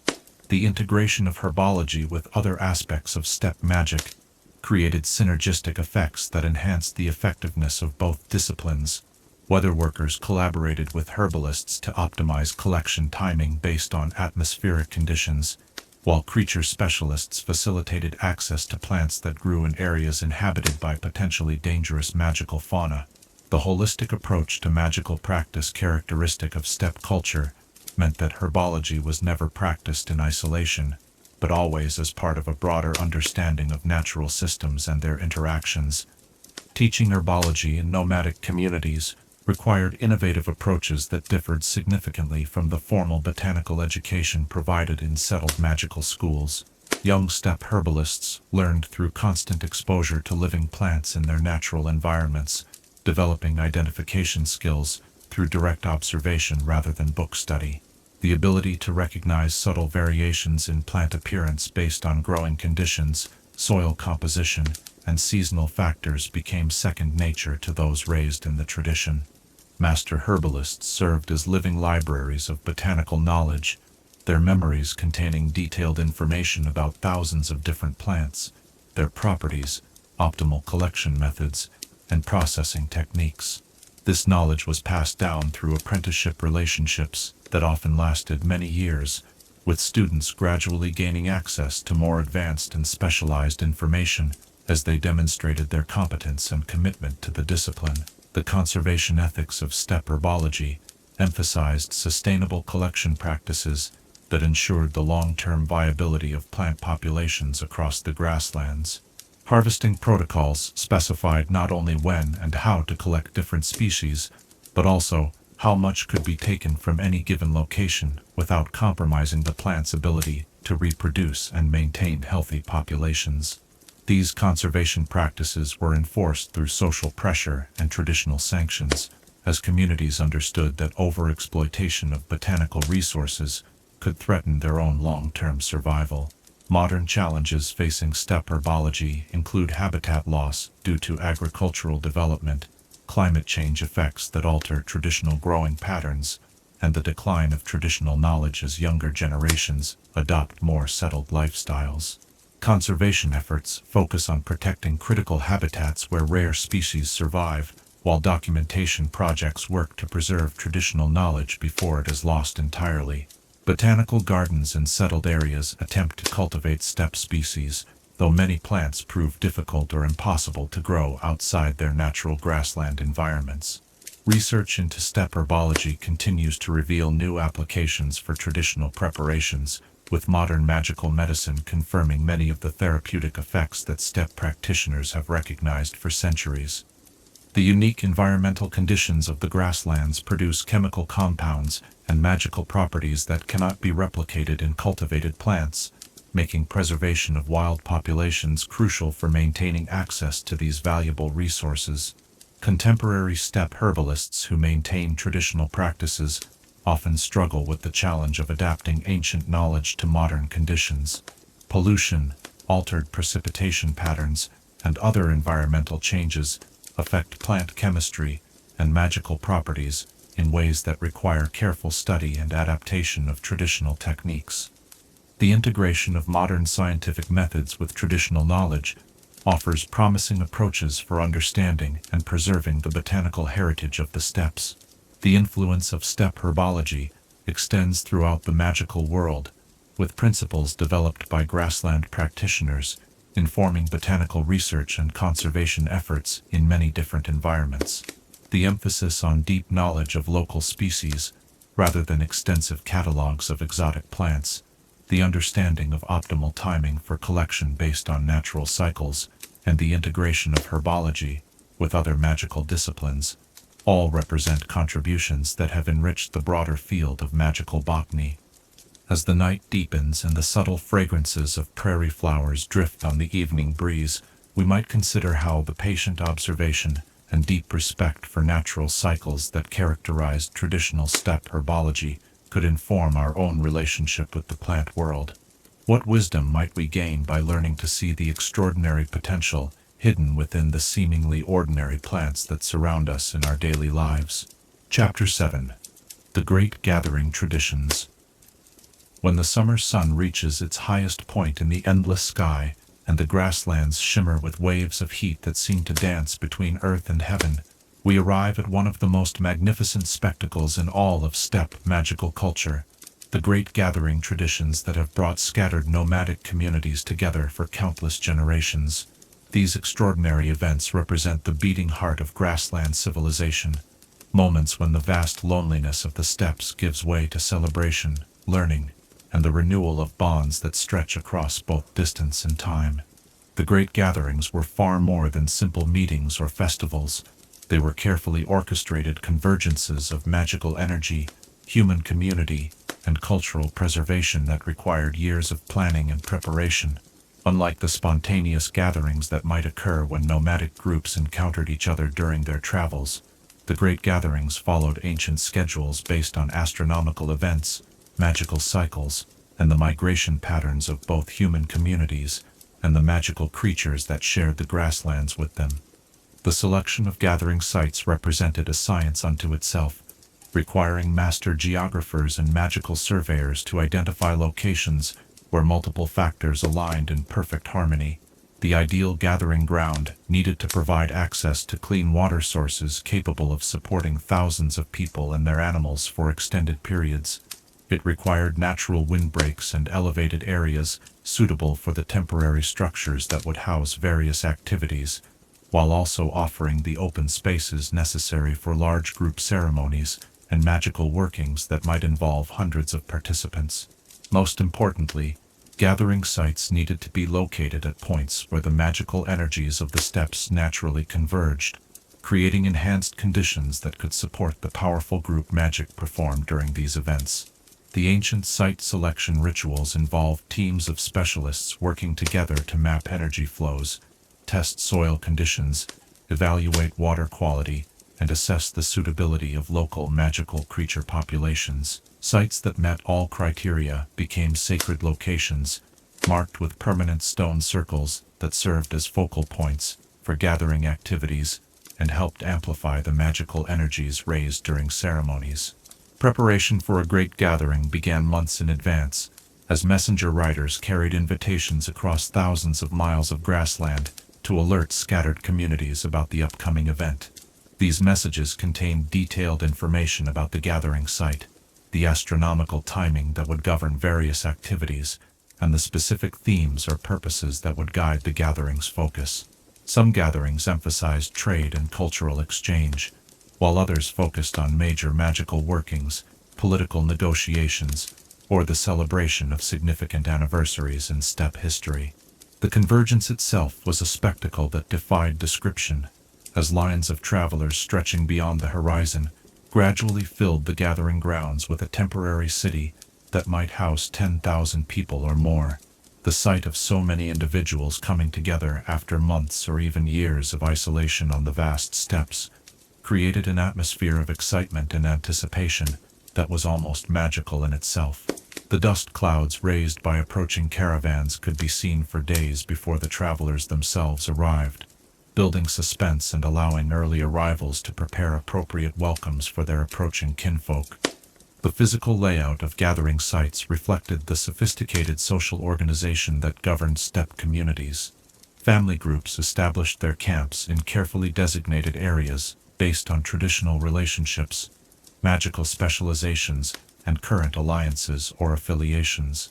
The arrangement created a temporary map of steppe society, with the positioning of different camps conveying important information about political relationships, trade partnerships, and social hierarchies that might have shifted since the previous gathering. Central areas were reserved for communal activities and shared facilities, including the great council circles, where important decisions affecting multiple communities would be debated and resolved. Markets and trading areas occupied prime locations with easy access for all participants, while specialized workshops and demonstration areas were positioned where they could accommodate the crowds that gathered to observe master craftspeople displaying their skills and sharing their knowledge. The opening ceremonies of a great gathering followed rituals that had been refined over countless generations, beginning with the lighting of the gathering fire from flames carried by each participating community. This symbolic joining of individual fires into a single great blaze represented the temporary unity of the scattered steppe peoples, creating a focal point for the spiritual and magical energies that would be raised throughout the duration of the gathering. The fire was tended continuously by rotating volunteers from different communities, ensuring that representatives of all groups contributed to its maintenance. Musical performances played a central role in gathering activities, with master musicians and storytellers sharing the accumulated cultural heritage of their respective communities. These performances served multiple purposes beyond simple entertainment, functioning as historical records, educational tools, and vehicles for preserving important cultural knowledge. Epic song cycles that might take entire evenings to perform carried within them detailed genealogies, territorial agreements, and magical formulas that formed the foundation of steppe civilization. Competitive events added excitement and helped strengthen bonds between communities, while providing opportunities for individuals to display their skills and earn recognition. Horse races, magical dueling, weatherworking competitions, and demonstrations of various craft specializations created friendly rivalries that encouraged excellence while reinforcing shared cultural values. Winners of major competitions gained prestige that extended far beyond the gathering itself, often becoming sought-after teachers or advisors whose expertise was valued throughout the steppe world. Trading activities at great gatherings created temporary markets that rivaled the permanent commercial centers of settled civilizations. Merchants and traders from across the grasslands brought their finest goods and rarest specimens, creating opportunities for exchanges that might not occur again for years. Magical components, rare herbs, specialized tools, and luxury items changed hands in complex negotiations that often involved multiple parties and elaborate systems of credit and future obligations. The trading of knowledge was often more valuable than the exchange of physical goods, as master practitioners shared techniques, formulas, and insights that had been developed within their individual communities. Weather workers from different regions compared their methods and learned from each other's experiences with varying climatic conditions.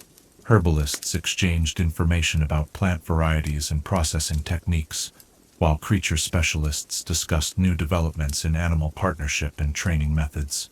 Marriage negotiations and family alliances formed another crucial aspect of gathering activities, as these events provided rare opportunities for young people from different communities to meet potential partners. The social isolation of nomadic life made great gatherings essential for maintaining genetic diversity and creating the family connections that linked scattered communities into a broader social network. Courtship rituals, formal betrothal ceremonies, and actual weddings often made gatherings as much about romance and family formation as about trade or politics. The magical workings performed during great gatherings represented some of the most powerful and significant spellwork in steppe history. These collaborative efforts required the combined energies of dozens or even hundreds of practitioners working in perfect coordination, their individual magical abilities amplified by group dynamics and the enhanced energy conditions present at gathering sites. Weather workings that could influence climate patterns across vast regions, healing ceremonies that could address widespread diseases or curses, and protective rituals that created shields around entire territories, all required the kind of massive magical collaboration that was only possible during great gatherings. Educational activities formed a vital component of gathering programs, as master practitioners from different communities shared their knowledge with students and apprentices who might never otherwise have access to such diverse instruction. Formal schools and workshops operated throughout the duration of gatherings, offering intensive training in specialized techniques that could significantly advance a student's magical education. These learning opportunities were particularly valuable for young people from smaller communities that might lack expertise in certain magical specializations. The resolution of disputes and the negotiation of agreements between communities required the diplomatic and legal frameworks that could only function effectively when representatives from all affected parties were present in the same location. Great gatherings served as supreme courts and legislative assemblies for Steppe society, with elder councils hearing cases, mediating conflicts, and establishing policies that would govern inter-community relationships until the next major gathering. The decisions made during these sessions carried the authority of collective consensus and were considered binding throughout the steppe world. Religious and spiritual observances reached their peak intensity during great gatherings, as thousands of participants combined their devotional energies in ceremonies that honored the natural forces and ancestral spirits that protected and guided steppe communities. These spiritual activities strengthened the cultural bonds that held the scattered nomadic peoples together, reinforcing shared beliefs and values that might otherwise fragment under the pressures of isolation and independence that characterized daily life on the grasslands. The conclusion of a great gathering was often as emotionally intense as its beginning, as communities that had been reunited for weeks or months faced the inevitable separation that would return them to their individual journeys across the steppes. Farewell ceremonies included the exchange of gifts, the renewal of friendship bonds, and the making of promises and commitments that would carry forward until the next gathering brought everyone together again. The extinguishing of the gathering fire marked the formal end of the event, with each community carrying away embers to kindle their own fires during the lonely months ahead. The decline of traditional great gathering practices represents one of the most significant losses in steppe magical culture, as modern political boundaries, settled lifestyles, and changing social structures have made it increasingly difficult to organize events of the traditional scale and scope. Contemporary attempts to revive gathering traditions face challenges ranging from legal restrictions on large assemblies to the practical difficulties of coordinating events among communities that may be separated by national borders as well as vast distances. Some modern steppe communities have adapted the gathering tradition by organizing smaller, more localized events that maintain the essential elements of cultural exchange, magical collaboration, and social bonding, while accommodating contemporary constraints. These modified gatherings often focus on specific themes or purposes, such as preserving traditional knowledge, teaching young people about their heritage, or addressing current challenges facing steppe communities in the modern world. Documentation efforts work to preserve the memories and traditions associated with historical great gatherings, collecting oral histories from elderly participants who remember the great events of past generations. These records serve not only as historical documents but as guides for those seeking to understand the complex social, magical, and cultural systems that these gatherings supported and maintained across centuries of steppe civilization.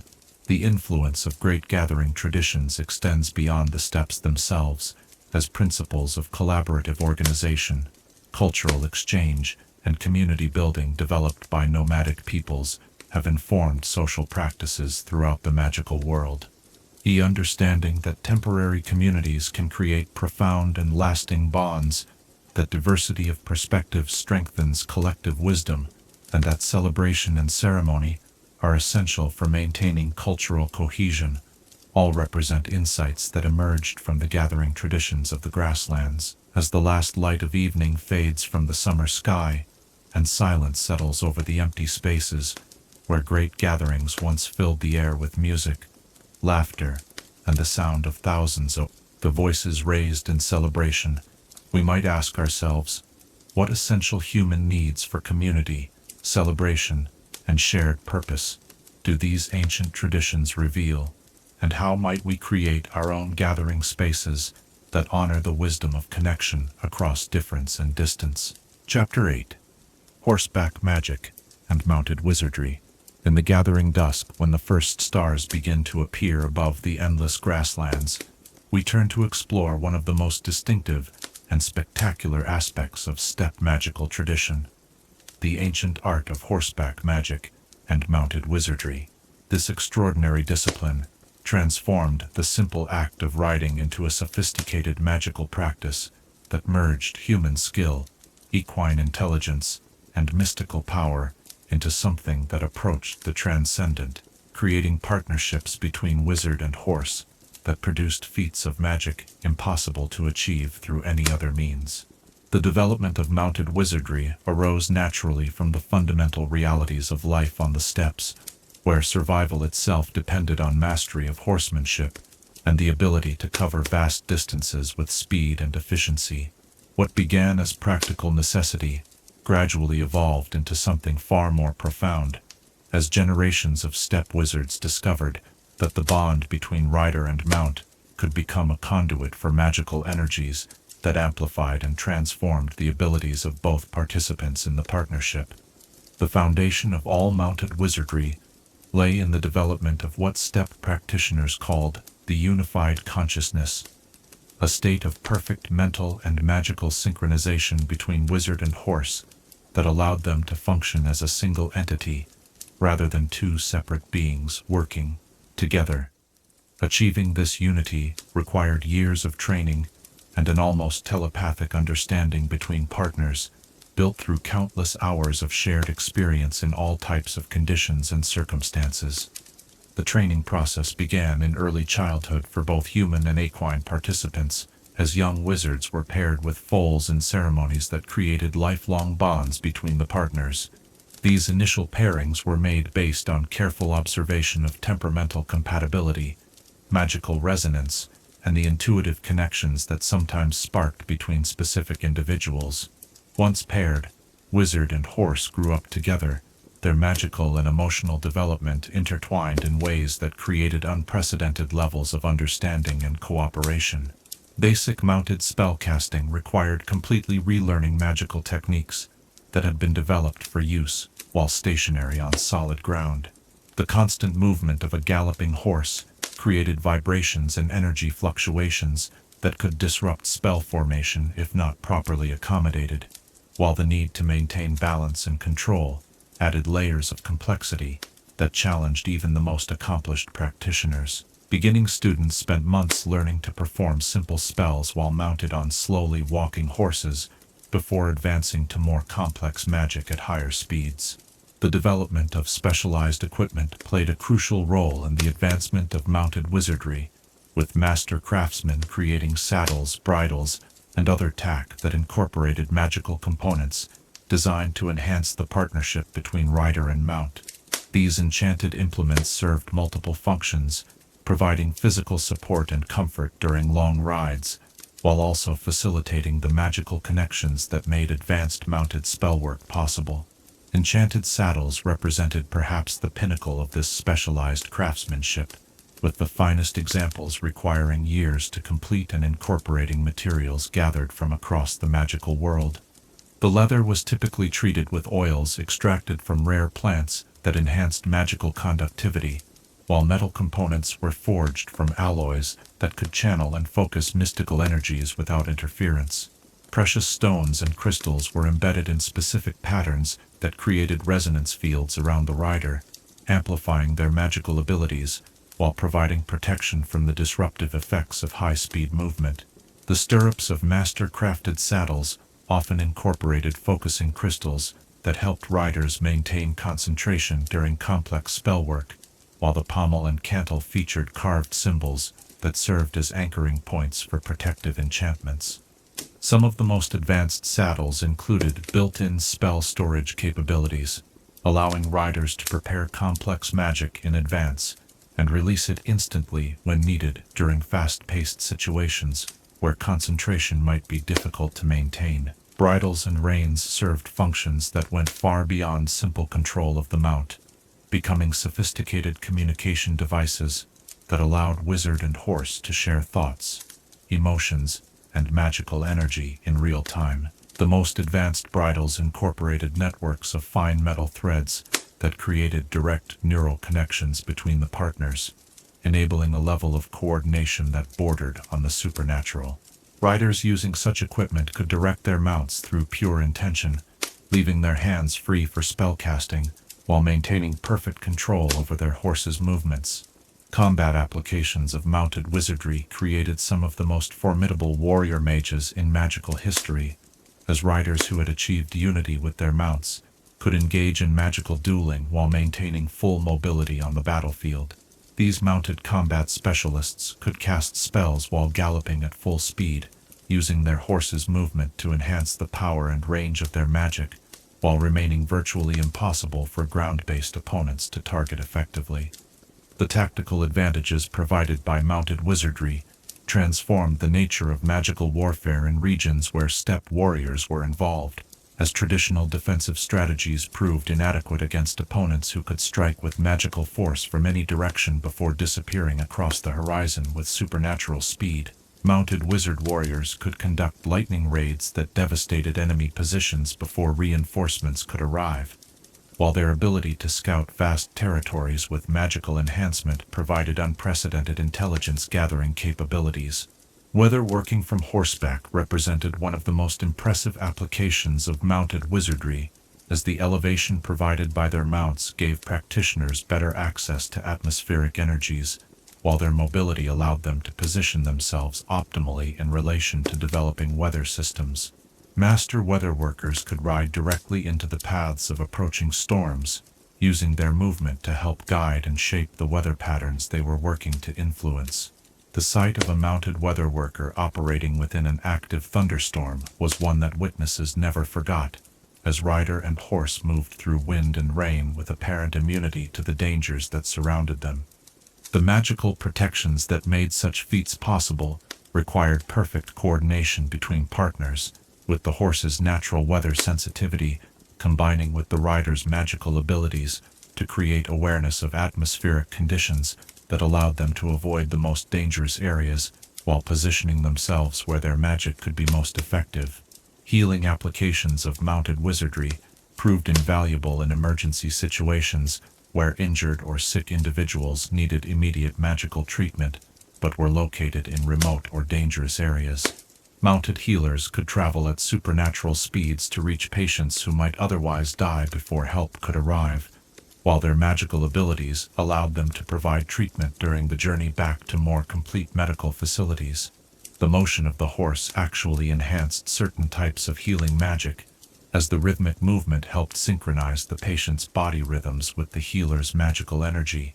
Long-distance communication represented another crucial application of mounted wizardry, as messenger riders could enhance their natural speed with magical acceleration, while using their elevated position and magical abilities to send messages across vast distances without physical travel. These mounted communicators could project their consciousness across hundreds of miles, while maintaining physical control of their mounts, allowing them to deliver urgent messages instantaneously while continuing their physical journey to provide confirmation and detailed information. The development of group-mounted wizardry created possibilities for collaborative magic that surpassed anything achievable by individual practitioners, as teams of mounted wizards could coordinate their movements and magical energies to perform workings of extraordinary scope and power. These group formations required months of practice to perfect, as each rider needed to maintain their individual partnership with their mount, while also synchronizing with the larger group dynamic. Ceremonial formations performed by groups of mounted wizards became some of the most spectacular displays in steppe culture, with dozens of riders moving in complex patterns, while weaving magical energies into elaborate spells that could affect entire regions. These ceremonial workings often commemorated important events or seasonal transitions, their beauty and power serving to reinforce cultural bonds, while demonstrating the remarkable achievements possible through perfect cooperation between human and equine partners. The breeding and training of horses, specifically for magical partnership, represented a specialized discipline that required understanding of both equine psychology and magical genetics. Bloodlines that had produced successful magical mounts were carefully maintained and improved over generations, with breeding decisions based on factors that included magical sensitivity, temperamental compatibility with human partners, and physical attributes that enhanced mounted spellcasting abilities. Weighing methods for magical horses differed significantly from conventional equestrian practices, as these animals needed to develop comfort with magical energies and the ability to remain calm and focused during spellcasting activities that might involve dramatic visual and auditory effects. Young horses intended for magical partnership underwent gradual exposure to increasing levels of magical activity, building their tolerance and understanding through positive associations with magical events. The most accomplished magical horses developed their own spellcasting abilities, learning to channel and direct magical energies independently of their human partners. These exceptionally gifted animals could perform certain types of magic autonomously, often serving as backup support for their riders during complex workings or emergency situations. The partnership between wizard and truly gifted magical horse represented the ultimate achievement in mounted wizardry, creating a level of magical capability that exceeded the sum of its individual components. The decline of mounted wizardry traditions reflects broader changes in steppe culture and the increasing difficulty of maintaining the intensive training relationships required for true mastery of these techniques. Modern transportation methods have reduced the practical need for the extreme mobility that mounted wizardry provided, while changes in lifestyle and social organization have made it difficult to maintain the multi-generational breeding programs necessary for producing horses with optimal magical abilities. Contemporary efforts to preserve mounted wizardry knowledge focus on documenting traditional techniques and maintaining breeding stocks of horses with proven magical lineages. Specialized schools work to train new generations of practitioners, though the time and resources required for proper training make it difficult to produce mounted wizards with abilities comparable to those of historical masters. The loss of traditional grazing territories and migration routes has also affected the development of both human and equine participants in these partnerships. Research into the theoretical foundations of mounted wizardry continues to reveal insights into the nature of consciousness, magical energy transfer, and the possibilities for enhanced human-animal cooperation. Modern magical theory has confirmed many of the principles that steppe practitioners developed through empirical observation, validating their understanding of the consciousness-bridging techniques that made mounted wizardry possible, while suggesting new applications for these principles in other areas of magical practice. The influence of mounted wizardry extends beyond its practical applications, as the philosophical understanding that emerged from these partnerships has informed broader approaches to magical practice and creature cooperation throughout the wizarding world. The recognition that true magical partnership requires mutual respect and shared consciousness, rather than domination and control, represents one of the most important contributions of steppe magical culture to the broader understanding of magical theory and practice. As the night deepens and the sound of distant hoofbeats seems to echo across the grasslands, carrying whispers of the extraordinary partnerships that once transformed both rider and mount into something greater than either could achieve alone, we might wonder what other forms of consciousness-bridging cooperation might be possible between humans and the creatures that share our world, and what magical achievements might emerge from relationships built on true understanding and mutual respect. Chapter 9. Tent Magic and Portable Enchantments. As night falls over the steppes and campfires begin to twinkle like earthbound stars across the vast darkness, we find ourselves drawn to one of the most intimate and essential aspects of nomadic magical life: the extraordinary art of tent magic and portable enchantments. In a world where home was wherever the community stopped for the night, steppe wizards developed sophisticated techniques for creating magical dwellings that could provide not just shelter from the elements, but sanctuaries of power, protection, and comfort that transformed temporary encampments into true magical havens.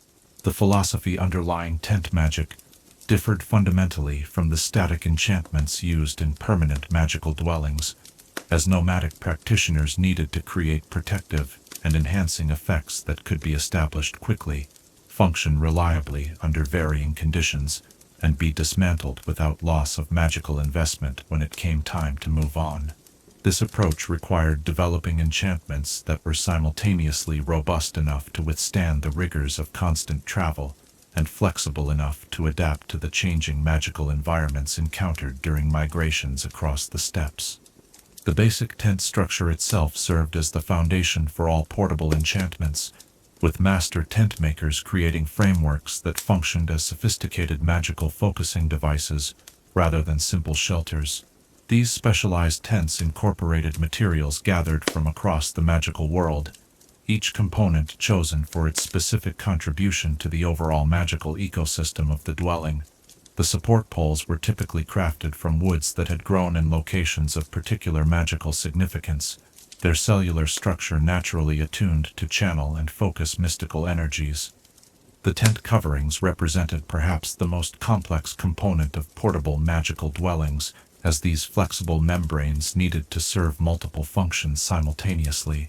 The finest tent fabrics were woven from fibers that had been treated with magical preparations designed to enhance their protective properties, while patterns woven into the material created networks of energy channels that distributed magical force throughout the dwelling. Different areas of the tent covering might incorporate varying designs optimized for specific functions, creating zones within the dwelling that enhanced different types of magical activity. Weather protection enchantments formed the most basic layer of tent magic, as the harsh and unpredictable conditions of the steppes demanded shelters that could withstand everything from scorching heat and driving rain to howling blizzards and destructive hail. These protective spells were typically woven directly into the tent materials during their creation, becoming permanent parts of the dwelling rather than temporary enchantments that might fail at crucial moments. Master enchanters developed techniques for creating layered protection systems that provided redundancy, ensuring that the failure of any single magical element would not compromise the entire shelter. Temperature regulation represented one of the most sophisticated applications of tent magic, as nomadic families needed to maintain comfortable living conditions regardless of external weather. Advanced tent enchantments could create stable internal climates that remained pleasant during both the scorching heat of summer days and the bitter cold of winter nights. These climate control systems worked by manipulating air circulation patterns within the tent, while drawing on ambient magical energies to power heating or cooling effects as needed. The most advanced climate control enchantments incorporated feedback systems that automatically adjusted their effects based on changing external conditions and the number of occupants within the tent. These self-regulating systems could maintain optimal temperature and humidity levels throughout the day and night cycles, creating internal environments that promoted health and comfort while conserving the magical energies needed to power the enchantments. Some master-crafted tents could maintain comfortable conditions for weeks without requiring any external magical input from their occupants. Privacy enchantments formed another crucial category of tent magic, as the close quarters and communal nature of nomadic life made personal space and confidentiality precious commodities. Sound-dampening spells prevented private conversations from being overheard by neighboring families, while visual obscuration enchantments made tent interiors invisible to magical scrying attempts. The most sophisticated privacy systems could create zones of selective permeability, allowing family members to communicate freely while preventing outsiders from detecting their presence or activities. Security enchantments protected nomadic families from both natural dangers and potential human threats, creating barriers that could warn of approaching predators or hostile individuals while providing actual physical protection when needed. These defensive systems typically incorporated multiple layers of detection and response, beginning with subtle awareness spells that alerted occupants to potential dangers while remaining invisible to potential threats. More obvious protective barriers would activate only when actual attacks were imminent, providing powerful shields that could deflect both physical and magical assaults. The alarm systems integrated into advanced tent magic could distinguish between different types of approaching entities, providing specific warnings for dangerous magical creatures, hostile wizards, or severe weather conditions. These discriminating alert systems prevented false alarms while ensuring that occupants received appropriate advance warning of genuine threats. Some of the most sophisticated security enchantments could even identify specific individuals based on their magical signatures, allowing trusted visitors to approach without triggering defensive responses. Storage enchantments represented one of the most practical applications of tent magic, as nomadic families needed to transport all their possessions while maintaining reasonable mobility. Space expansion techniques could create interior volumes significantly larger than the external dimensions of the tent would suggest, providing room for extensive belongings without requiring massive and unwieldy structures. These dimensional manipulations required careful calibration to ensure that the expanded spaces remained stable during the constant movement and setup changes associated with nomadic life. Weight reduction enchantments worked in conjunction with space expansion to create storage solutions that could hold enormous quantities of goods while remaining light enough for easy transport. Master enchanters developed techniques for creating storage containers that weighed virtually nothing regardless of their contents, allowing families to carry extensive libraries, complete workshops, and substantial food supplies without significantly increasing the burden on their pack animals. The most advanced storage systems incorporated organizational enchantments that could locate and retrieve specific items instantly, even from containers holding thousands of different objects. Preservation enchantments protected stored goods from the deteriorating effects of time, moisture, temperature extremes, and magical degradation. Food storage systems could keep perishable items fresh for months without any conventional preservation methods, while document and book preservation enchantments protected written materials from damage during travel. Magical component storage required especially sophisticated preservation techniques, as many rare ingredients lost their potency rapidly unless maintained under optimal conditions. Workshop enchantments transformed ordinary tents into functional laboratories, smithies, libraries, and studios that could support complex magical and mundane crafting activities.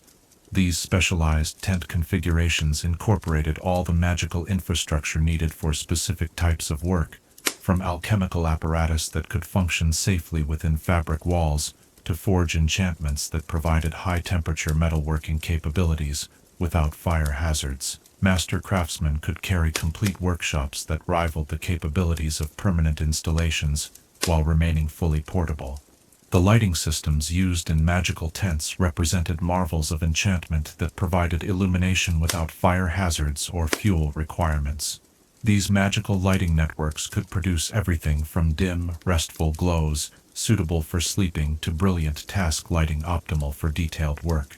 Advanced lighting systems incorporated day-night cycles that helped regulate the biological rhythms of occupants during extended periods of travel, while specialized light frequencies could enhance specific types of magical activity or promote healing and recovery.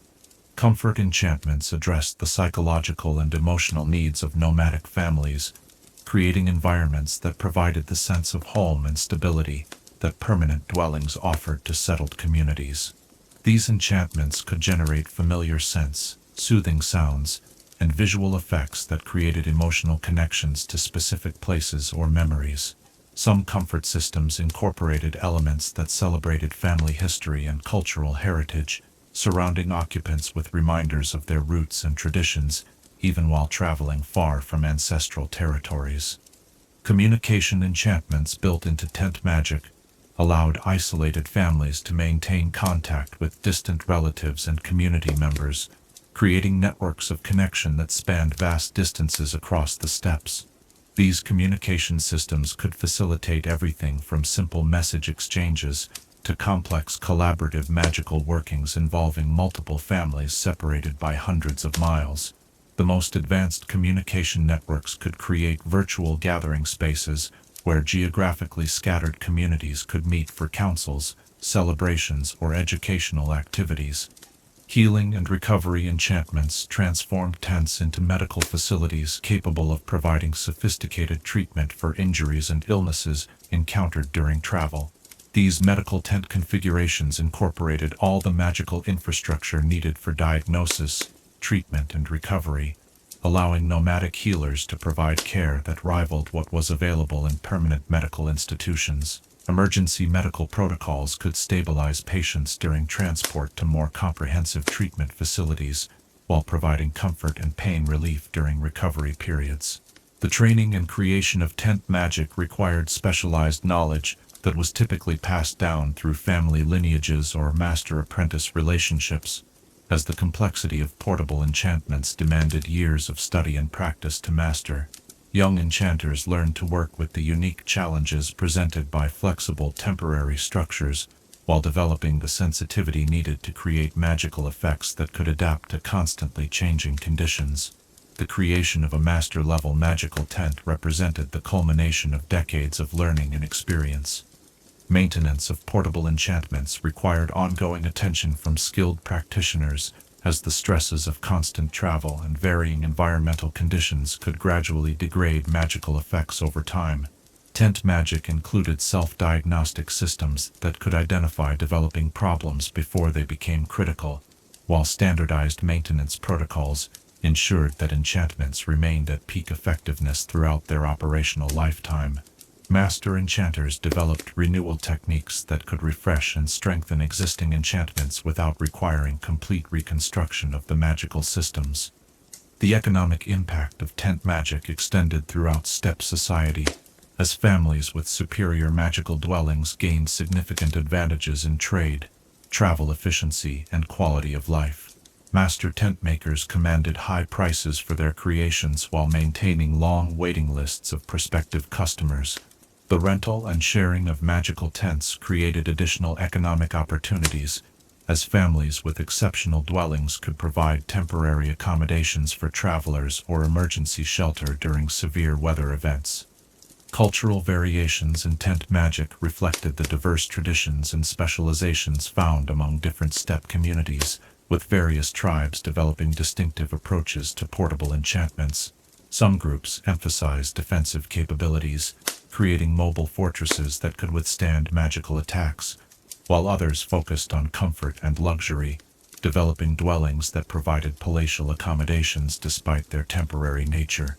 Regional variations in available materials and environmental conditions also influenced the development of different tent magic traditions. The decline of traditional tent magic knowledge represents a significant loss for the broader magical community, as the techniques developed by nomadic enchanters offered unique solutions to problems of portability, adaptability, and resource efficiency that remain relevant in many contemporary contexts. Modern magical dwellings rarely achieve the remarkable combination of functionality, efficiency, and adaptability that characterized the finest examples of steppe tent magic, despite having access to more advanced materials and theoretical understanding. Contemporary applications of tent magic principles can be found in emergency response systems, temporary magical installations, and mobile research facilities, where the ability to establish sophisticated magical infrastructure quickly and efficiently provides significant advantages. Modern enchanters study traditional tent magic techniques to develop improved portable magical systems for use in exploration, disaster relief, and military applications, where mobility and adaptability are essential requirements. Research into the theoretical foundations of tent magic continues to reveal insights into the nature of flexible enchantments, adaptive magical systems, and the relationship between magical infrastructure and user needs. The holistic approach to dwelling design that characterized tent magic, where every element contributed to the overall magical ecosystem of the dwelling, offers valuable lessons for contemporary magical architecture and enchantment design. As the night deepens and the gentle glow of magical tent enchantments creates pools of warm light across the dark steppes, we might reflect on the remarkable ingenuity that allowed nomadic communities to create true homes wherever their journeys led them. What might we learn from their understanding that home is not a place but a quality of connection, comfort, and security that can be created anywhere with the right combination of skill, intention, and magical artistry? Chapter 10. Star Magic and Celestial Navigation. Above the endless grasslands, where no mountains or forests obscure the vast dome of night, The stars shine with a brilliance that seems to pulse with ancient secrets and cosmic wisdom. Here, in this chapter of our journey through steppe magical traditions, we explore the extraordinary art of star magic and celestial navigation that allowed nomadic wizards to traverse the seemingly featureless plains with supernatural precision, while drawing power from the very cosmos itself. The relationship between steppe wizards and the night sky transcended simple navigation, evolving into a sophisticated magical discipline that recognized the stars as active participants in terrestrial magic rather than distant points of light. This understanding emerged naturally from the nomadic lifestyle, where clear skies and minimal light pollution created conditions for astronomical observation that rivaled the most advanced magical observatories, while the constant need for accurate navigation provided practical incentives for developing celestial expertise. The foundation of star magic lay in the recognition that celestial bodies generated and transmitted magical energies that constantly influenced conditions on the earth below. These cosmic forces followed predictable patterns based on stellar positions, planetary movements, and the complex interactions between different celestial bodies. Master star workers learned to read these patterns, like others might read books, understanding how changing astronomical conditions affected everything from weather patterns to the potency of magical spells. The basic principles of celestial navigation required developing an intimate familiarity with the night sky that went far beyond simple star identification. Steppe navigators learned to perceive subtle variations in stellar brightness, color, and apparent movement that could indicate changes in atmospheric conditions, approach of weather systems, or the presence of magical disturbances that might affect travel plans. This level of astronomical sensitivity required years of training and constant practice under varying conditions. The instruments used for celestial navigation represented marvels of magical engineering that combined precise mechanical construction with sophisticated enchantments designed to enhance astronomical observation. Traditional astrolabes incorporated crystals that could detect magical emanations from distant stars, while enchanted sextants could measure celestial angles with supernatural precision, even under adverse conditions.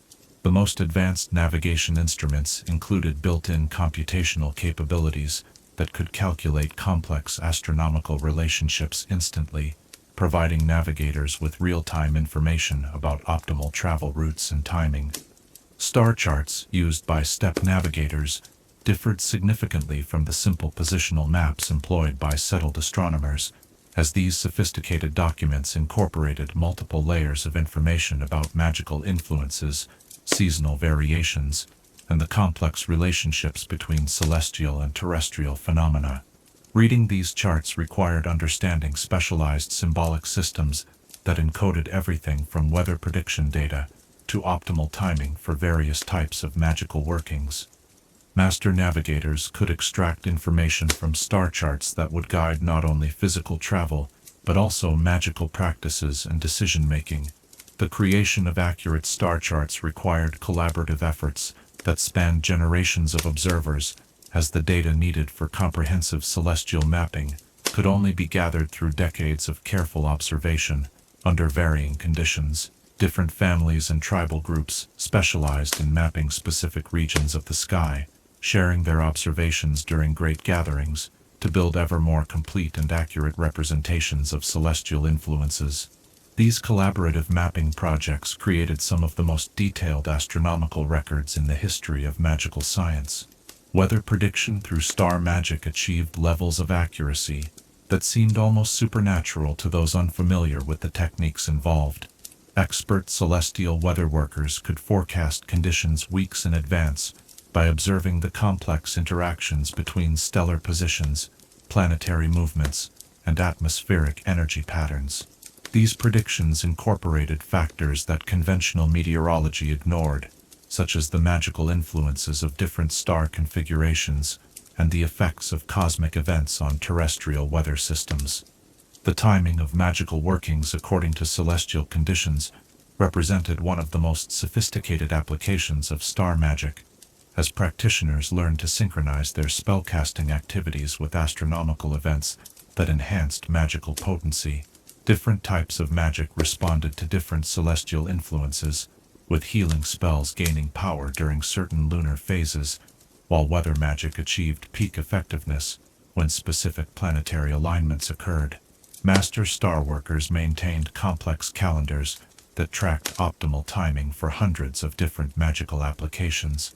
Eclipse magic represented the pinnacle of celestial magical practice, as these rare astronomical events created conditions where the normal boundaries between cosmic and terrestrial energies became temporarily permeable. Solar eclipses provided opportunities for magical workings of extraordinary scope and power, while lunar eclipses enhanced divination and prophetic abilities to unprecedented levels. The prediction and preparation for eclipse events required years of advanced planning and collaboration between multiple communities. The magical effects achieved during eclipses often persisted long after the astronomical event had ended, with some practitioners creating permanent enchantments that could only be established during these brief windows of enhanced cosmic connectivity. Eclipse-forged magical items possessed capabilities that exceeded anything achievable under normal conditions, making them among the most prized possessions in steppe magical culture. The creation of such items required not only perfect timing, but also exceptional skill and preparation that took years to develop. Planetary magic involved working with the distinct energies associated with different celestial bodies, each of which influenced specific aspects of magical practice in characteristic ways. Mars enhanced combat magic and protective spells, while Venus strengthened healing and harmony workings. Jupiter provided power for expansion and growth magic, while Saturn aided in binding and preservation spells. Mercury facilitated communication and travel magic, making it particularly important for nomadic communities that needed to maintain contact across vast distances. The movements of planets through different star configurations created constantly changing conditions that affected the potency and characteristics of various magical applications. Planetary conjunction events, when multiple celestial bodies appeared close together in the sky, created opportunities for complex magical workings that combined the influences of different cosmic forces. Master planetary workers could predict these optimal timing windows years in advance, allowing for elaborate preparations that maximized the effectiveness of important magical projects. Constellation magic recognized that groups of stars worked together to create combined influences that exceeded the sum of their individual effects. Different constellations provided enhancement for specific types of magical practice, with the Great Bear strengthening earth magic, while the Hunter's Belt enhanced precision in targeted spells. The rising and setting of different constellations throughout the night and across the seasons created constantly shifting patterns of magical influence that experienced practitioners learned to read and utilize. The creation of constellation maps required understanding not only the visual patterns formed by star groups, but also the magical relationships that connected different celestial bodies. These maps incorporated information about energy flows between stars, the seasonal variations in constellation influences, and the complex interactions that occurred when different star groups appeared simultaneously in the sky. Master constellation workers could identify optimal positioning for magical workings based on which star groups were visible and how their influences combined at specific times and locations. Navigation by magical resonance represented an advanced technique that allowed experienced travelers to find their way across the steppes, even when clouds obscured the night sky. This method involved attuning one's personal magical energy to the cosmic forces that flowed through the landscape, creating an internal compass that pointed toward destinations aligned with favorable celestial influences.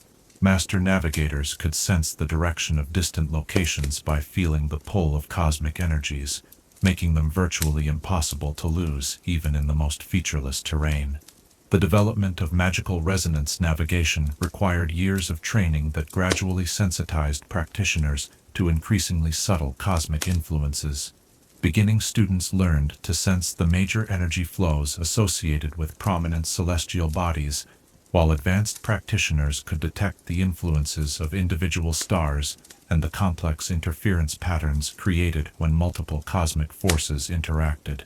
The most accomplished navigators could maintain their cosmic awareness even while sleeping, allowing them to adjust course automatically during rest periods. Communication magic enhanced by celestial influences allowed steppe communities to maintain contact across vast distances using techniques that synchronized with astronomical events to boost signal strength and clarity. Stellar communication networks could carry messages between communities separated by thousands of miles, with the quality and range of transmission varying based on the current configuration of celestial bodies.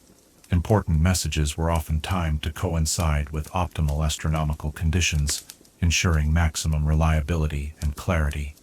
The construction of stellar communication networks required establishing relay points at locations where cosmic energies naturally concentrated, creating chains of enhanced transmission that could carry signals across continental distances.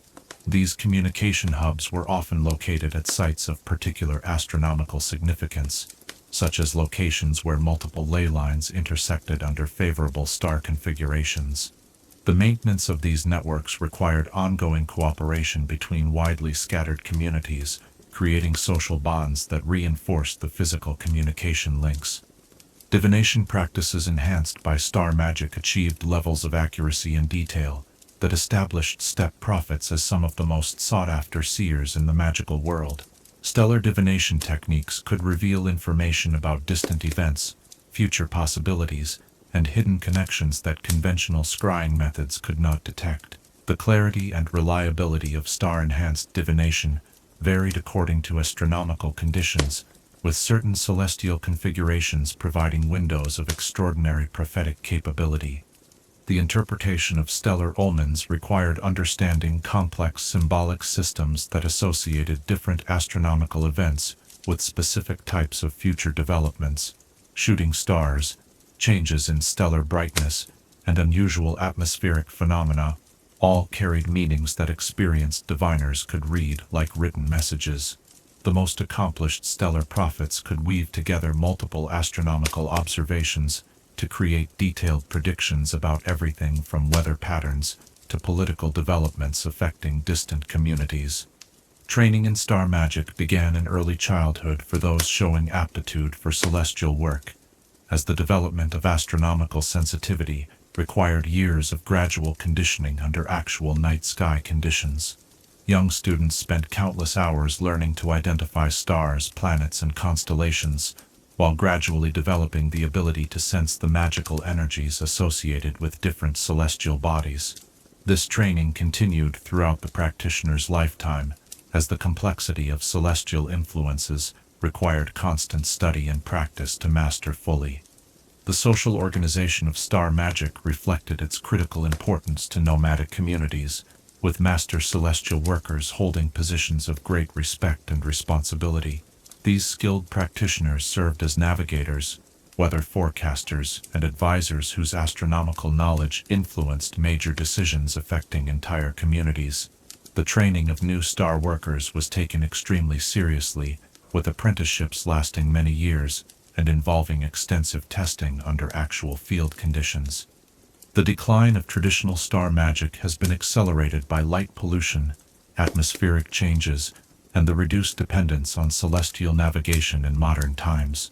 Contemporary efforts to preserve this knowledge face challenges, ranging from the difficulty of maintaining the clear sky conditions necessary for proper astronomical observation to the lengthy training periods required for developing genuine expertise in celestial magical practices. Modern applications of star magic principles can be found in advanced magical navigation systems, enhanced weather forecasting techniques, and sophisticated timing protocols for complex magical workings. Research institutions study traditional star magic to better understand the relationships between cosmic forces and terrestrial magical phenomena, while some contemporary practitioners work to adapt ancient techniques for use with modern astronomical instruments and observational capabilities. The influence of steppe star magic extends throughout the magical world, as principles developed by nomadic celestial workers have informed astronomical magic practices in many different cultural contexts. The understanding that cosmic forces actively participate in terrestrial magic rather than simply providing distant influences. The recognition that optimal timing can dramatically enhance magical effectiveness, and the knowledge that celestial observation requires both technical skill and magical sensitivity, all represent contributions that have enriched the broader field of magical astronomy. As the night reaches its deepest point, and the stars wheel overhead in their eternal dance, their ambient light carrying messages and energies across the vast emptiness of space to touch the earth below, we might wonder what cosmic wisdom and celestial guidance might be available to us if we learned to truly listen to the voices that speak to us each night from the infinite depths of the starlit sky. Chapter 11. The Decline and Preservation of Steppe Traditions. In the melancholy hours before dawn, when the night sky begins to fade and the first pale light touches the endless grasslands, we must turn our attention to a more somber chapter in the story of steppe magical culture, the gradual decline of ancient traditions and the heroic efforts being made to preserve what remains of this extraordinary heritage. Like morning mist that dissolves before the rising sun, many of the practices we have explored in our journey are fading from the modern world, leaving behind only fragments of their former glory. The forces that contributed to the decline of traditional steppe magic were numerous and complex, reflecting broader changes in the magical world that extended far beyond the grasslands themselves. The establishment of national boundaries across territories that had been traversed freely by nomadic communities for countless generations created artificial barriers that disrupted migration patterns, separated families, and made traditional gatherings increasingly difficult to organize. What had once been a single, continuous landscape of magical practice became fragmented into isolated pockets, divided by political considerations that bore no relationship to the natural rhythms that had governed steppe life. The rise of centralized magical governments brought with it standardization efforts that, while well-intentioned, often failed to recognize the unique value of nomadic magical traditions. Educational requirements that emphasized formal schooling over traditional apprenticeships made it difficult for young steppe wizards to receive the intensive, experiential training that their magical heritage required. Licensing and certification programs designed for settled practitioners proved inadequate for evaluating the skills of nomadic magic workers, leading to official recognition problems that undermined the status and economic viability of traditional practices. Economic pressures played a significant role in encouraging steppe families to abandon their nomadic lifestyle in favor of more settled existence. The development of industrial agriculture reduced the demand for the products traditionally provided by nomadic herders, while new transportation methods made the specialized knowledge of steppe traders and messengers less valuable. Young people found increasing opportunities in settled communities that offered more predictable income and social advancement than the traditional lifestyle could provide, leading to a gradual exodus from nomadic communities. Climate change and environmental degradation created additional challenges for maintaining traditional steppe practices, as altered precipitation patterns, temperature shifts, and pollution affected the delicate ecological relationships that supported nomadic life. Grassland ecosystems that had remained stable for thousands of years began experiencing changes that disrupted traditional migration routes, affected the behavior of magical creatures, and altered the distribution of medicinal plants that formed the foundation of steppe herbology. These environmental changes made it increasingly difficult to practice traditional magic effectively, even for those who remained committed to preserving their heritage. The loss of traditional gathering sites represented one of the most devastating blows to steppe culture, as many of the sacred locations where great gatherings had been held for generations became inaccessible due to development, military restrictions, or political boundaries. Without these central meeting places, the networks of communication and cooperation that had bound scattered nomadic communities together began to fragment, leaving isolated groups with limited ability to share knowledge or coordinate their preservation efforts. The decline in the populations of magical creatures that had served as partners and allies to steppe wizards created cascading effects throughout the traditional magical ecosystem. Overhunting, habitat destruction, and pollution reduced or eliminated many species that had been essential components of steppe magical practice. Wind whisper horses became increasingly rare, as their traditional grazing grounds were converted to agriculture, while earth-song badgers struggled to survive in landscapes disrupted by mining and development. Without these creature partnerships, many forms of traditional magic became impossible to practice effectively.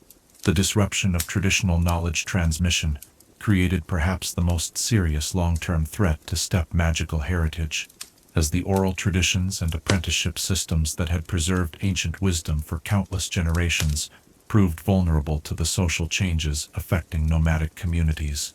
When elders died without having fully trained successors, entire branches of knowledge disappeared forever. The complex integration of different magical disciplines that characterized traditional steppe practice made it particularly vulnerable to such losses, as the disappearance of any single component could compromise entire systems of knowledge. Language changes contributed to the erosion of traditional knowledge, as younger generations often adopted the dominant languages of settled populations, rather than maintaining the specialized vocabularies that preserved precise technical information about traditional practices. Many magical concepts that had been refined over generations of use had no equivalent expressions in other languages, making it difficult to preserve their full meaning when traditional linguistic frameworks were abandoned. The efforts to preserve steppe magical traditions began as grassroots initiatives, led by elder practitioners who recognized the urgency of documenting their knowledge before it disappeared entirely. These early preservation projects focused on recording oral histories, documenting traditional techniques, and training younger practitioners who could carry essential knowledge forward into the future. The work was challenging and often heartbreaking, as researchers frequently discovered that key information had already been lost or existed only in the memories of a few elderly individuals. Scholarly institutions gradually recognized the value of steppe magical knowledge and began supporting more systematic preservation efforts. Universities established research programs dedicated to documenting nomadic magical traditions, while museums worked to collect and preserve the material culture associated with steppe practices. These institutional efforts provided resources and legitimacy for preservation work, though they also raised questions about the appropriate methods for studying and preserving living cultural traditions. The development of magical preservation techniques specifically designed for documenting oral traditions represented a significant breakthrough in conservation efforts. Memory crystals that could store not just words, but the complete sensory and emotional context of traditional teachings allowed researchers to preserve the full richness of elder practitioners' knowledge. These magical recording systems could capture subtle aspects of traditional instruction that conventional documentation methods missed, including the magical energies and atmospheric conditions that formed essential parts of many teaching situations. Experimental communities dedicated to maintaining traditional steppe lifestyles provided living laboratories where ancient practices could continue to evolve and develop under controlled conditions. These intentional communities faced the challenge of maintaining authenticity while adapting to modern realities, working to preserve the essential spirit of nomadic culture while making necessary accommodations for contemporary legal, economic, and social requirements. Some communities focused on specific aspects of traditional practice, such as maintaining breeding programs for magical creatures or preserving particular forms of weather magic. Educational initiatives aimed at introducing younger generations to their steppe heritage took many forms, from summer camps that provided intensive exposure to traditional practices to exchange programs that allowed young people from settled communities to experience nomadic life firsthand. These programs faced the ongoing challenge of making traditional knowledge relevant and appealing to individuals who had grown up in completely different cultural contexts, while also ensuring that the knowledge being transmitted remained accurate and complete. The creation of protected reserves and cultural preservation areas provided spaces where traditional practices could continue without interference from development or political restrictions. These protected areas often incorporated multiple conservation goals, preserving not only cultural heritage, but also the grassland ecosystems and magical creature populations that formed essential components of traditional steppe life. The management of such areas required careful balancing of conservation needs with the practical requirements of maintaining living cultural traditions. International cooperation efforts brought together preservation initiatives from different regions where steppe cultures had existed, creating opportunities for sharing resources, comparing methods, and coordinating conservation strategies. These collaborative projects revealed both the common threads that connected different nomadic traditions and the unique variations that had developed in response to local conditions. The exchange of preservation techniques and documentation methods strengthened conservation efforts across multiple cultural groups. Modern technology provided new tools for preservation work, though its application required careful consideration of how technological approaches might affect the integrity of traditional knowledge. Digital archives could store vast amounts of information and make it accessible to researchers worldwide, but they also raised questions about the appropriate contexts for accessing sacred or sensitive knowledge. Virtual reality systems could provide immersive experiences of traditional practices, but they could not replicate the magical energies and spiritual dimensions that formed essential parts of authentic traditional instruction. The role of younger practitioners in preservation efforts proved crucial, as these individuals could serve as bridges between traditional knowledge holders and modern conservation initiatives.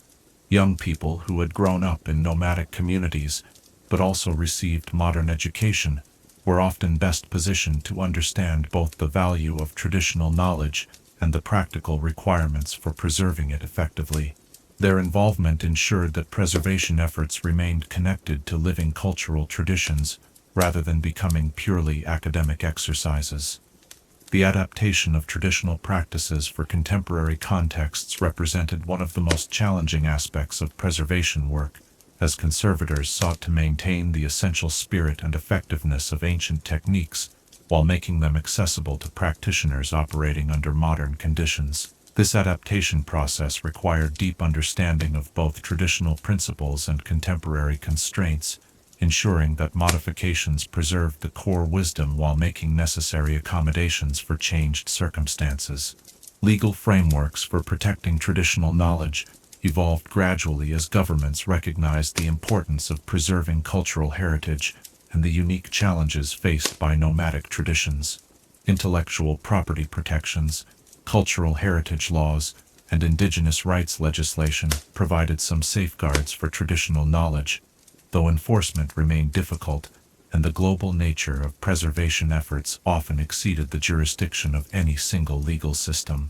The economy and sustainability of preservation efforts required developing funding models that could support long-term conservation work while providing appropriate compensation for traditional knowledge holders who contributed their expertise to documentation projects. Commercial applications of traditional knowledge, such as the development of modern magical techniques based on ancient principles, created opportunities for generating revenue that could support preservation work, though such applications also raised ethical questions about the appropriate use of cultural heritage. The establishment of traditional knowledge centers and cultural institutes provided focal points for preservation efforts, while serving as resources for communities seeking to reconnect with their heritage. These institutions often combined research, education, and practical training functions, serving as repositories for preserved knowledge, while also providing opportunities for continued development of traditional practices. The most successful centers maintained strong connections to traditional communities, while also engaging with broader academic and conservation networks. The documentation of traditional ecological knowledge represented a particularly important aspect of preservation efforts, as steppe practices often embodied sophisticated understanding of environmental relationships that had been developed over countless generations. This ecological wisdom proved valuable not only for cultural preservation, but also for contemporary conservation efforts, as traditional knowledge provided insights into sustainable resource management and ecosystem maintenance that complemented modern scientific approaches. Training programs for preservation specialists helped ensure that conservation work maintained appropriate cultural sensitivity while meeting modern professional standards.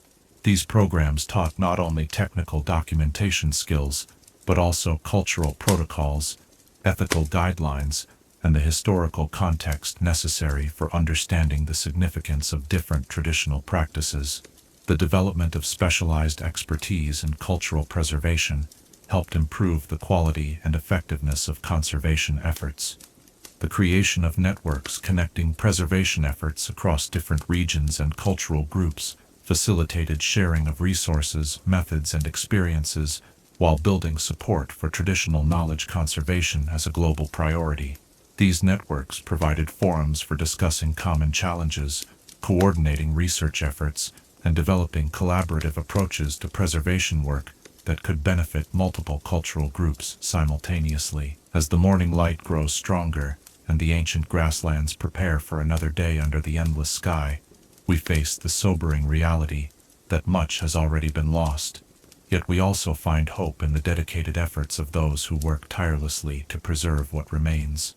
What legacy will we leave for future generations? And how can each of us contribute to ensuring that the wisdom of the steppes continues to enrich the magical world for centuries to come? Chapter 12. Legacy of the Grassland Wizards.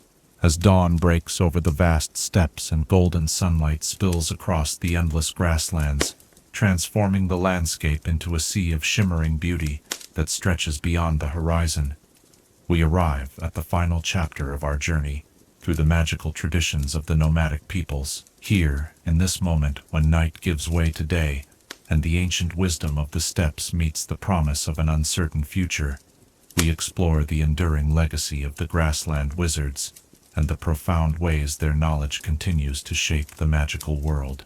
The influence of steppe magical traditions extends far beyond the geographical boundaries of the grasslands themselves, permeating virtually every aspect of contemporary magical practice in ways both obvious and subtle.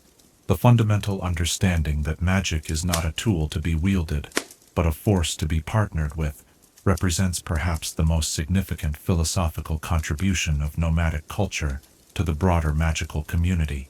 This perspective, born from countless generations of living in harmony with the vast and often unforgiving forces of nature, has revolutionized approaches to magical education, research, and practice throughout the wizarding world. Modern weather magic owes an enormous debt to the techniques developed by steppe practitioners, whose intimate understanding of atmospheric systems and collaborative approach to weather working provided the foundation for contemporary meteorological magic.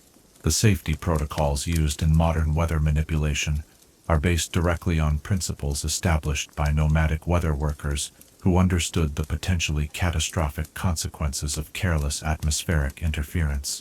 Today's magical meteorologists study historical steppe techniques not only for their practical applications, but also for the philosophical framework that emphasizes responsibility and restraint in working with forces beyond human control. The integration of magical practice with natural cycles, a cornerstone of steppe tradition, has informed the development of temporal magic and astronomical applications throughout the magical world. Contemporary magical institutions routinely incorporate celestial timing into their curricula, recognizing that the steppe understanding of cosmic influences represents knowledge that cannot be ignored by serious practitioners. The astronomical calculations that guide modern magical timing are based on observations and techniques that were refined over millennia by nomadic star workers whose lives depended on the accuracy of their celestial knowledge. Collaborative magic techniques that require multiple practitioners to work in perfect coordination trace their origins directly to the group workings that were essential features of steppe culture.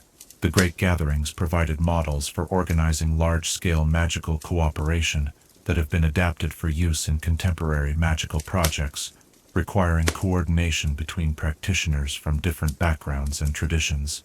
Modern magical engineers study historical accounts of steppe group workings to understand the organizational principles that allowed nomadic communities to achieve magical effects of unprecedented scope and power. The preservation and storage techniques developed for nomadic lifestyles have found applications in virtually every area of magical practice, where materials or energies need to be maintained under varying conditions.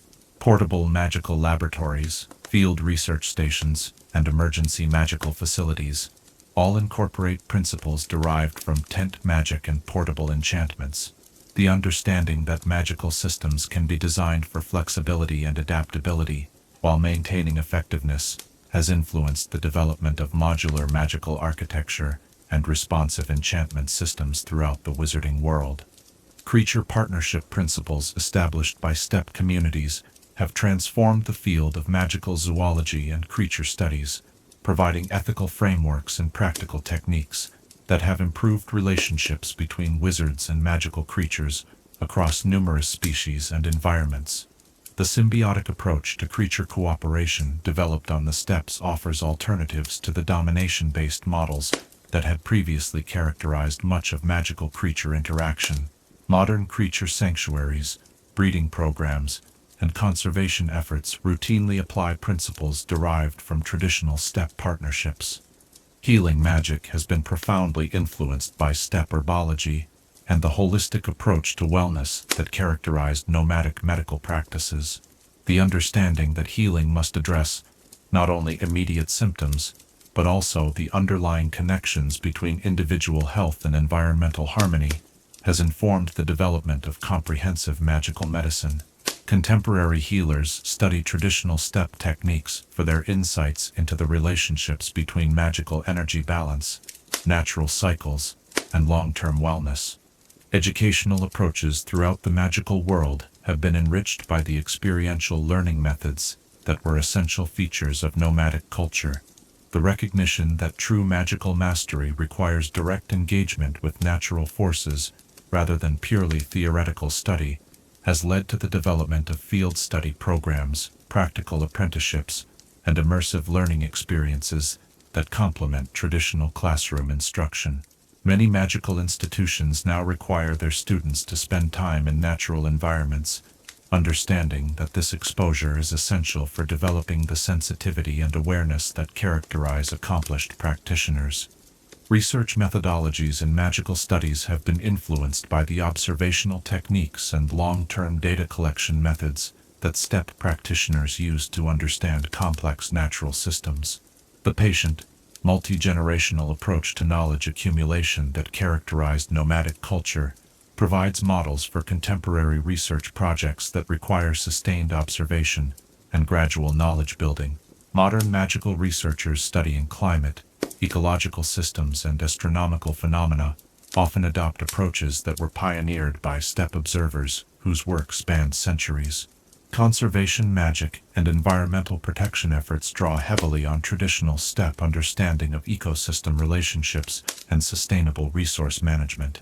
The nomadic recognition that human magical practice must be balanced against the needs of the broader natural community has informed contemporary approaches to magical conservation that seek to preserve both cultural heritage and environmental integrity. Protected areas that combine magical creature conservation with the preservation of traditional practices often use management approaches derived from steppe models. The development of magical transportation and communication systems has been influenced by the mobility solutions and long-distance networking techniques that were essential features of nomadic life. Modern magical transportation networks incorporate principles of flexibility, efficiency, and environmental integration that were pioneered by steppe communities, whose survival depended on their ability to move across vast distances while maintaining connections with scattered allies and partners. Diplomatic and conflict resolution approaches in the magical world have been enriched by the consensus building and mediation techniques that were essential for maintaining cooperation between independent nomadic communities. The understanding that sustainable agreements must recognize the legitimate interests of all parties while maintaining flexibility for changing circumstances reflects principles that were developed through generations of intertribal negotiations and alliance building on the steppes. Emergency response and disaster relief protocols throughout the magical world incorporate organizational principles and rapid deployment techniques that were refined by nomadic communities facing the constant challenges of survival in unpredictable environments. The ability to establish functional magical infrastructure quickly under adverse conditions, coordinate resources across vast distances, and maintain community cohesion during crisis situations all reflect capabilities that were essential features of traditional steppe life. Artistic and cultural expressions in the contemporary magical world continue to be influenced by the aesthetic traditions and symbolic systems that developed within nomadic culture. The integration of functional and decorative elements that characterized steppe material culture provides models for magical artisans seeking to create works that combine beauty with practical utility. The storytelling traditions and musical forms that preserved nomadic cultural heritage have influenced the development of contemporary magical arts that serve both entertainment and educational functions. Economic principles derived from nomadic trading practices continue to influence magical commerce and resource distribution systems. The emphasis on relationship building, mutual benefit, and long-term sustainability that characterized steppe economic relationships provides alternatives to purely profit-driven models of magical commerce. Contemporary trading networks that prioritize ethical sourcing, environmental responsibility, and cultural sensitivity often adopt approaches that were pioneered by nomadic merchants whose success depended on maintaining good relationships across diverse communities. Legal frameworks for protecting traditional knowledge and cultural heritage have been influenced by the collective ownership models and stewardship principles that governed resource management in nomadic societies. The understanding that certain types of knowledge belong to communities rather than individuals, and that access to such knowledge carries responsibilities as well as privileges, has informed the development of intellectual property protections and cultural heritage laws throughout the magical world. Scientific research into the theoretical foundations of magic has been enriched by the empirical observations and practical insights that accumulated over centuries of nomadic magical practice. The systematic approaches to weather prediction, astronomical calculation, and ecological observation that were developed by steppe practitioners provide data sets and methodological models that continue to inform contemporary magical research. Modern theoretical frameworks often incorporate principles that were first identified through traditional practices. Training programs for specialized magical disciplines throughout the wizarding world have adopted elements of the intensive, relationship-based instruction methods that characterized nomadic education. The recognition that certain types of magical knowledge can only be transmitted through direct personal interaction and shared experience has led to the development of mentorship programs, apprenticeship systems, and practical training approaches that complement formal academic instruction. International cooperation in magical research and conservation efforts has been facilitated by the networking and alliance-building techniques that were essential features of nomadic culture. The understanding that complex challenges require collaborative responses from diverse communities with different specializations and perspectives reflects organizational principles that were developed through generations of intertribal cooperation on the steppes. The preservation of the steppe legacy requires ongoing commitment from individuals and institutions throughout the magical world who recognize the value of this extraordinary cultural heritage. Educational programs that introduce young people to nomadic traditions, research projects that document and analyze historical practices, and practical applications that adapt traditional techniques for contemporary use, all contribute to ensuring that the wisdom of the Grasslands continues to enrich magical knowledge and practice. Modern practitioners who seek to incorporate steppe principles into their own magical work often find that the nomadic approach requires fundamental shifts in perspective that go beyond simple technique adoption. The emphasis on patience, observation, and harmony with natural forces challenges contemporary tendencies toward rapid results and technological solutions. The integration of multiple magical disciplines and the recognition that true mastery requires understanding of complex ecological and social relationships demand approaches to learning and practice that differ significantly from conventional magical education. The future development of magical knowledge and practice will undoubtedly continue to be influenced by principles derived from steppe traditions, as contemporary challenges require the kind of adaptive, collaborative, and environmentally conscious approaches that characterized nomadic culture. Climate change, Resource depletion and social fragmentation create conditions that demand the resilience, flexibility, and community-building capabilities that were essential features of traditional steppe life. Contemporary magical institutions that seek to prepare their students for an uncertain future often find that the nomadic model of education provides valuable guidance for developing the adaptability, cultural sensitivity, and collaborative capabilities that will be essential for addressing emerging challenges. The understanding that magical practice must be integrated with broader environmental and social considerations, rather than pursued in isolation, reflects insights that were fundamental to steppe culture. The inspiration provided by steppe magical traditions extends beyond practical applications to encompass deeper questions about the relationship between human consciousness and the natural world. The nomadic understanding that individual identity and community welfare are inextricably linked to the health of the broader ecosystem provides perspectives that are increasingly relevant as contemporary society grapples with environmental challenges and social fragmentation.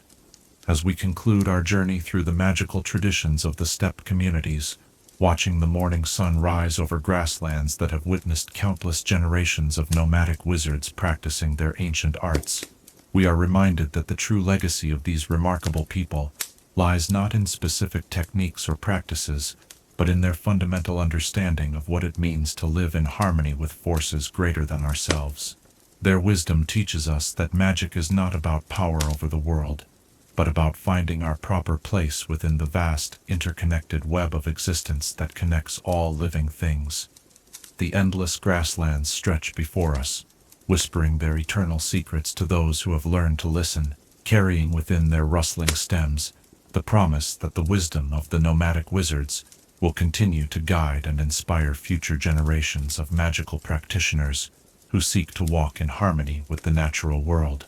What seeds of ancient wisdom might take root in our own lives, growing into new understanding that honors both the heritage of the past and the possibilities of the future.